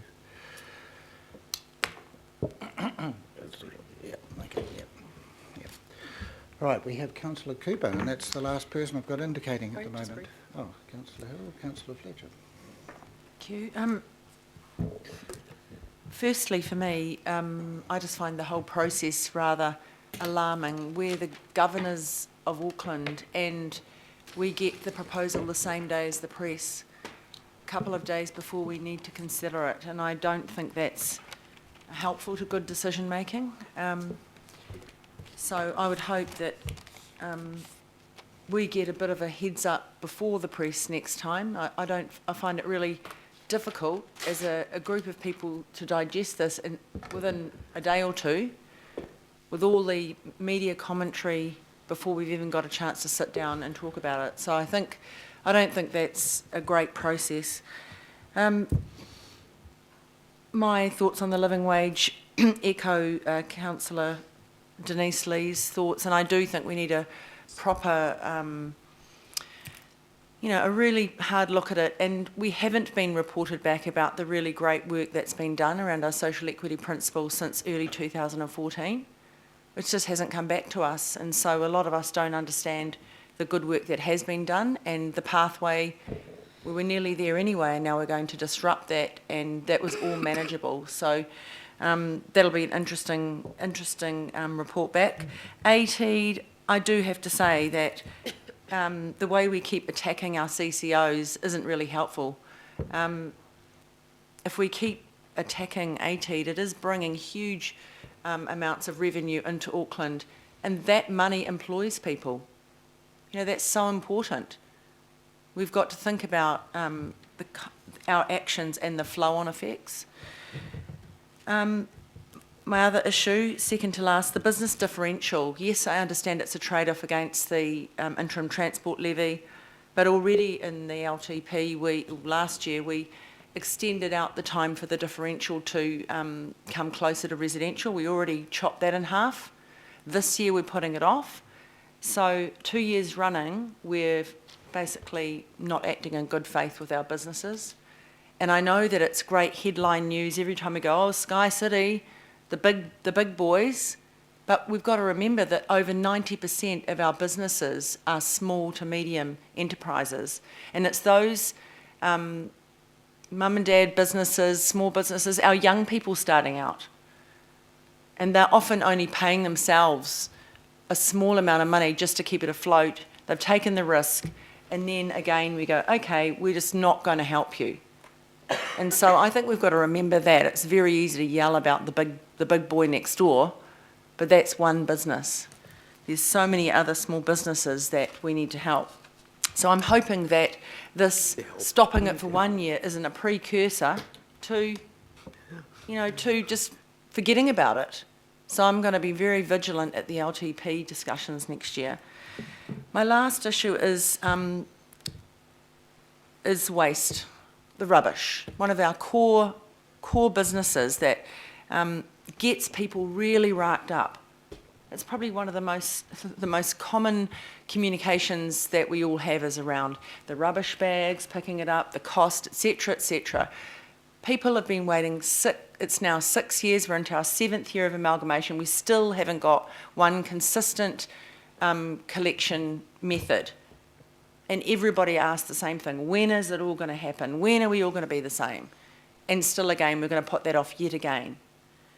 And there are a lot of people, no matter how much you explain it, feel they're being disadvantaged in some areas against others. And so here we put it off again, so easy to put off, but actually one of the fundamentals that we're here to do.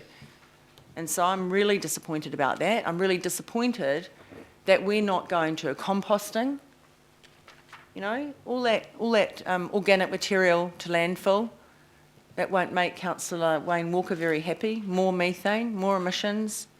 We're just not doing it because we think it's an easy way to whack money off and no one will notice. But I think it's really disappointing. So I hope that next year we really get a grip on that and we actually move to one single way of working so that everybody in our city is the same. It was the promise years ago and it's not been fulfilled. Might have to bring it in-house. So that's all I have to say, but I'm very, I sort of think we've got the cart before the horse. We decide what's in the draft and then we go and have a workshop about it so we can actually understand what we're putting in. So I would have much more appreciated having a workshop first with the Mayor, not just having it dumped on us 2 days before along with everybody else. Thank you. Many of us, just make a comment, many of us are not necessarily happy with the way the legislation was drafted. That the mayoral office has a lot more influence and is unique in New Zealand local government, but that's those are the cards we've been dealt with. Yeah, but he could do it differently if he wanted to. Well, I was actually agreeing with you, Councillor Cooper, but anyway, moving on. Councillor Hills. Don't blame the legislation. Through you, Chair. I don't want to speak for too long. I think everyone's basically covered a lot of things off. I think generally, myself, for the first sort of budget proposal in front of me as a councillor, I think it's looking pretty good. It's, there's a lot of things in it that aren't too outlandish. I think 2.5, you know, it's important to keep the rates low for the households, but it's how we how that transcends into what we need to make savings on. And I know the council's making a lot of savings as it is, but I do think we need to be a bit more creative, and it is discussing it with the local boards and seeing different ways they can fund things, different ways they can get different types of funding into their programs or events or facilities. Another thing that I know just as a local board, and I'm not going to talk about specific staff or areas, but the restructures, you know, that's got to be a massive cost on council in a term, and you lose people for 6 to 8 months while they're being restructured, and there's, you know, things go up and then you have to recruit, and I just think sometimes it felt like there was a lot of changes within some departments, and then we end up getting a similar outcome at the end. So I don't know if there's a way to save money through not, you know, for an elected member it sort of feels sometimes unnecessary, but of course there are reasons behind them. But if there's a better way of doing things without having to put people out of jobs, then back into jobs, then employing contractors at a higher rate afterwards, that would be a way forward for me. The living wage, I've always been supportive of. The local board, Kaipātiki that I was on, supported it both terms, so I am keen to see more detail on it, but I think it's a good step forward. Homelessness, I think it is, you know, central government do need to work harder on this, but I think it's also our responsibility to work with them on it as much as we can. And it is happening in every part of the area. Talking to DePaul House on the shore in my area there, working with over 200 families at the moment who are homeless in one way or another. They have 16 families living there, but they are seeing people walking into their premises every day of the week, which has never happened before. It's 1 or 2 families come in there with extreme housing needs. We've got people living in cars in our parks, and, you know, lounges and everything as it is. So the North Shore it's very obvious the issues that are happening there. So, you know, across the city, if you think of the high incomes on the North Shore, and the issues are very obvious there, how bad it is in some other parts of the city as well. So it's not just about the rough sleeping, it's how we deal and work with government on the wider issues. The rough sleeping is just sort of like a open wound that we can visibly see. But yeah, I'm quite keen on the visitors levy. I think $6 or $10 for someone a night, it will not be noticed as much as a large increase on rates for people here. I am interested in the petrol tax and how we can get the government to agree with those sorts of funding mechanisms that we can't actually control ourselves, and what that will bring in. I mean, the mass transit change on here, or the focus, is really, really good, but it's how we fund it and how we also fund for future generations while not putting too much pressure on today's ratepayers. So I think it's extremely important, but once again, I think that's also about how do we change business as usual. Do we need to be widening roads for, you know, 50, 60, 70 million, where we might be able to put a transit route through there, or better ways of doing things that don't cost as much? So it's about everyone looking at the different ways instead of just business as usual, on how we can get the same outcomes but without spending so much money. So yeah, I also support what Councillor Lee next to me was saying about ATEED. You know, we need to be shore up what we want the CCOs to do, and then try our best not to rip them apart on every issue, and not actually celebrate the good that is coming, because people do have a negative view of council, as we know, a negative view of the CCOs, but a lot of the time that is our own fault as elected members for putting it out there, or not putting, or council comms not putting out the positive enough, or, you know, we do need to be focused, and I feel pretty confident that the 21 of us are working together pretty well so far, and I'm enjoying hearing everyone's opinions. So, but I think it's our responsibility, not just the CCOs or the CEO, to bear the cost of that. So thank you. Thank you, Councillor. That was perfect. It was bang on 5 minutes. So before we have the last speaker, which I think is Councillor Fletcher, just be aware that our first cost-cutting exercises. There's no lunch today, so Councillor Fletcher. Thank you, Mr. Chairman. And now that it's not questions and I'm speaking for the first time in this new committee, I wish to congratulate you on your appointment and to say that I'm really looking forward to being a member of this committee.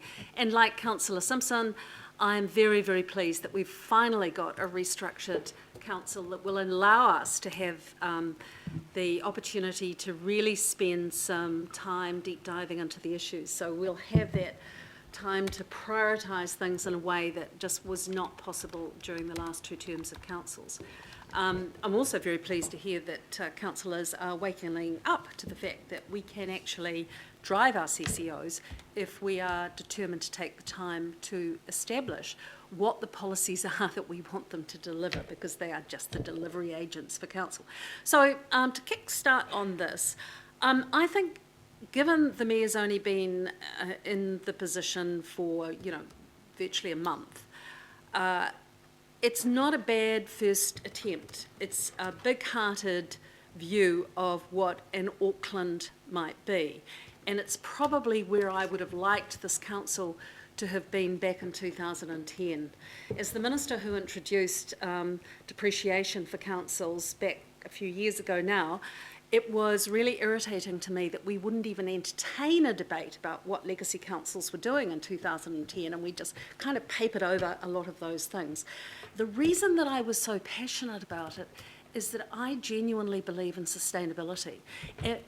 As part of sustainability, though, there has to be economic sustainability. So it's quite good we've got someone like Councillor Newman here who was going to constantly remind us about it's not just about getting to the line in terms of the capex, it's about what we are going to do in an operational sense for moving forward. But that is where I kind of come to a little bit of criticism about this first attempt by Mayor Phil Goff.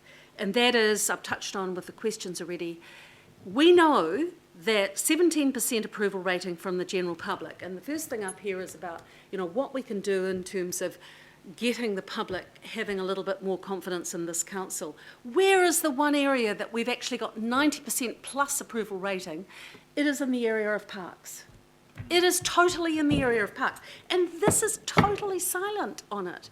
If we are to talk about a sustainable Auckland, if we are to talk about a pest-free Auckland, if we are to talk about a weed-free Auckland, all of those things that contribute to making it such a special environment for us all to have the privilege of living in, don't you think we might want to prioritise talking about that just for a little while? And I think the second thing that I would say as a criticism is where is there commentary here on further optimisation of non-core assets? Because if you're really going to be serious, and Councillor Lee and I have had the privilege of sitting on the board of Auckland Transport, and yes, we've had the privilege of being beaten up by you all from time to time on whatever query you had about Auckland Transport, but we both knew, because we had the privilege of being there, the huge challenges that were coming our way in terms of transport investment. And there are more and more and more. And there's no papering over the cracks. So that's why I was quite happy to support the interim transport levy, because I knew that it was just a start.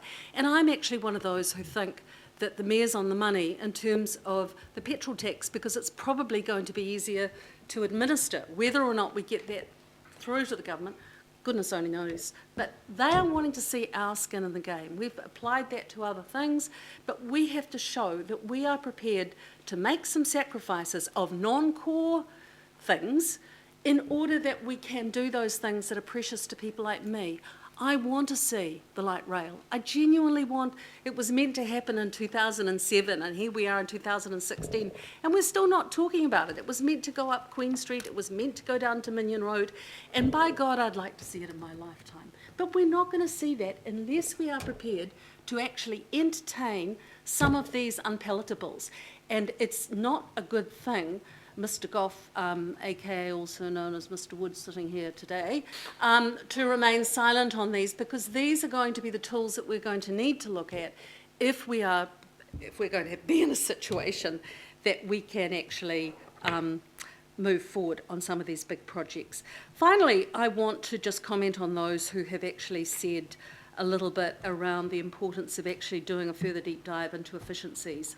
I'm not one of those who thinks that we need to bring in a whole lot of specialists and expensive contractors to assist us with the value for money proposition with CCOs. I think that we can actually spend a bit of time ourselves aligning what our policies are and actually looking at whether or not through letters of expectation we're doing that job well. And I'm not going to be an apologist for wanting to actually demand accountability from ATEED.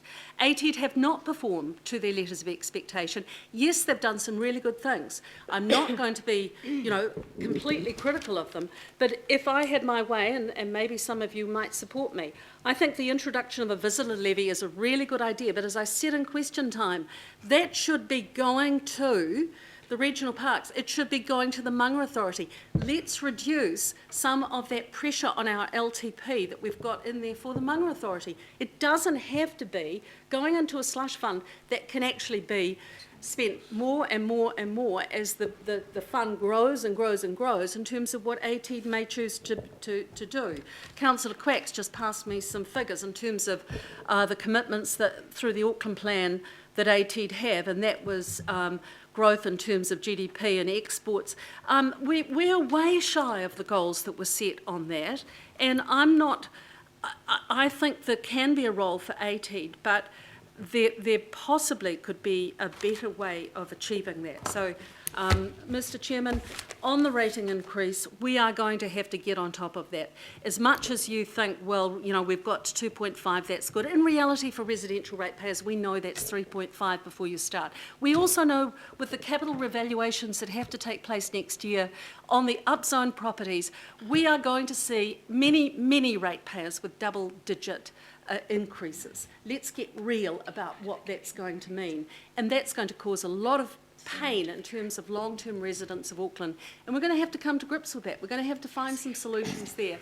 So, in summary, I think it's a really good start by Phil Goff. I think that the Mayor has tried to be big-hearted. He's tried to understand that we want to have a compassionate Auckland, but I want him to understand that I want to see a sustainable Auckland, and so that's going to require quite a bit more in terms of consultation and further policy analysis, and I'm really looking forward to the opportunity on doing the deep dive into the CCOs, because I think there are more savings to be found and we can be much clearer about what our objectives are.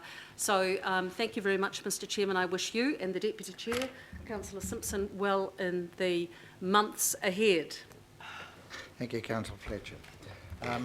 I'm sure Mr. Kimpton is hearing what you're saying. He does not want his most popular area, part of his being the parks, to be any less popular, so I'm sure he's taking it on board, and I think we all are.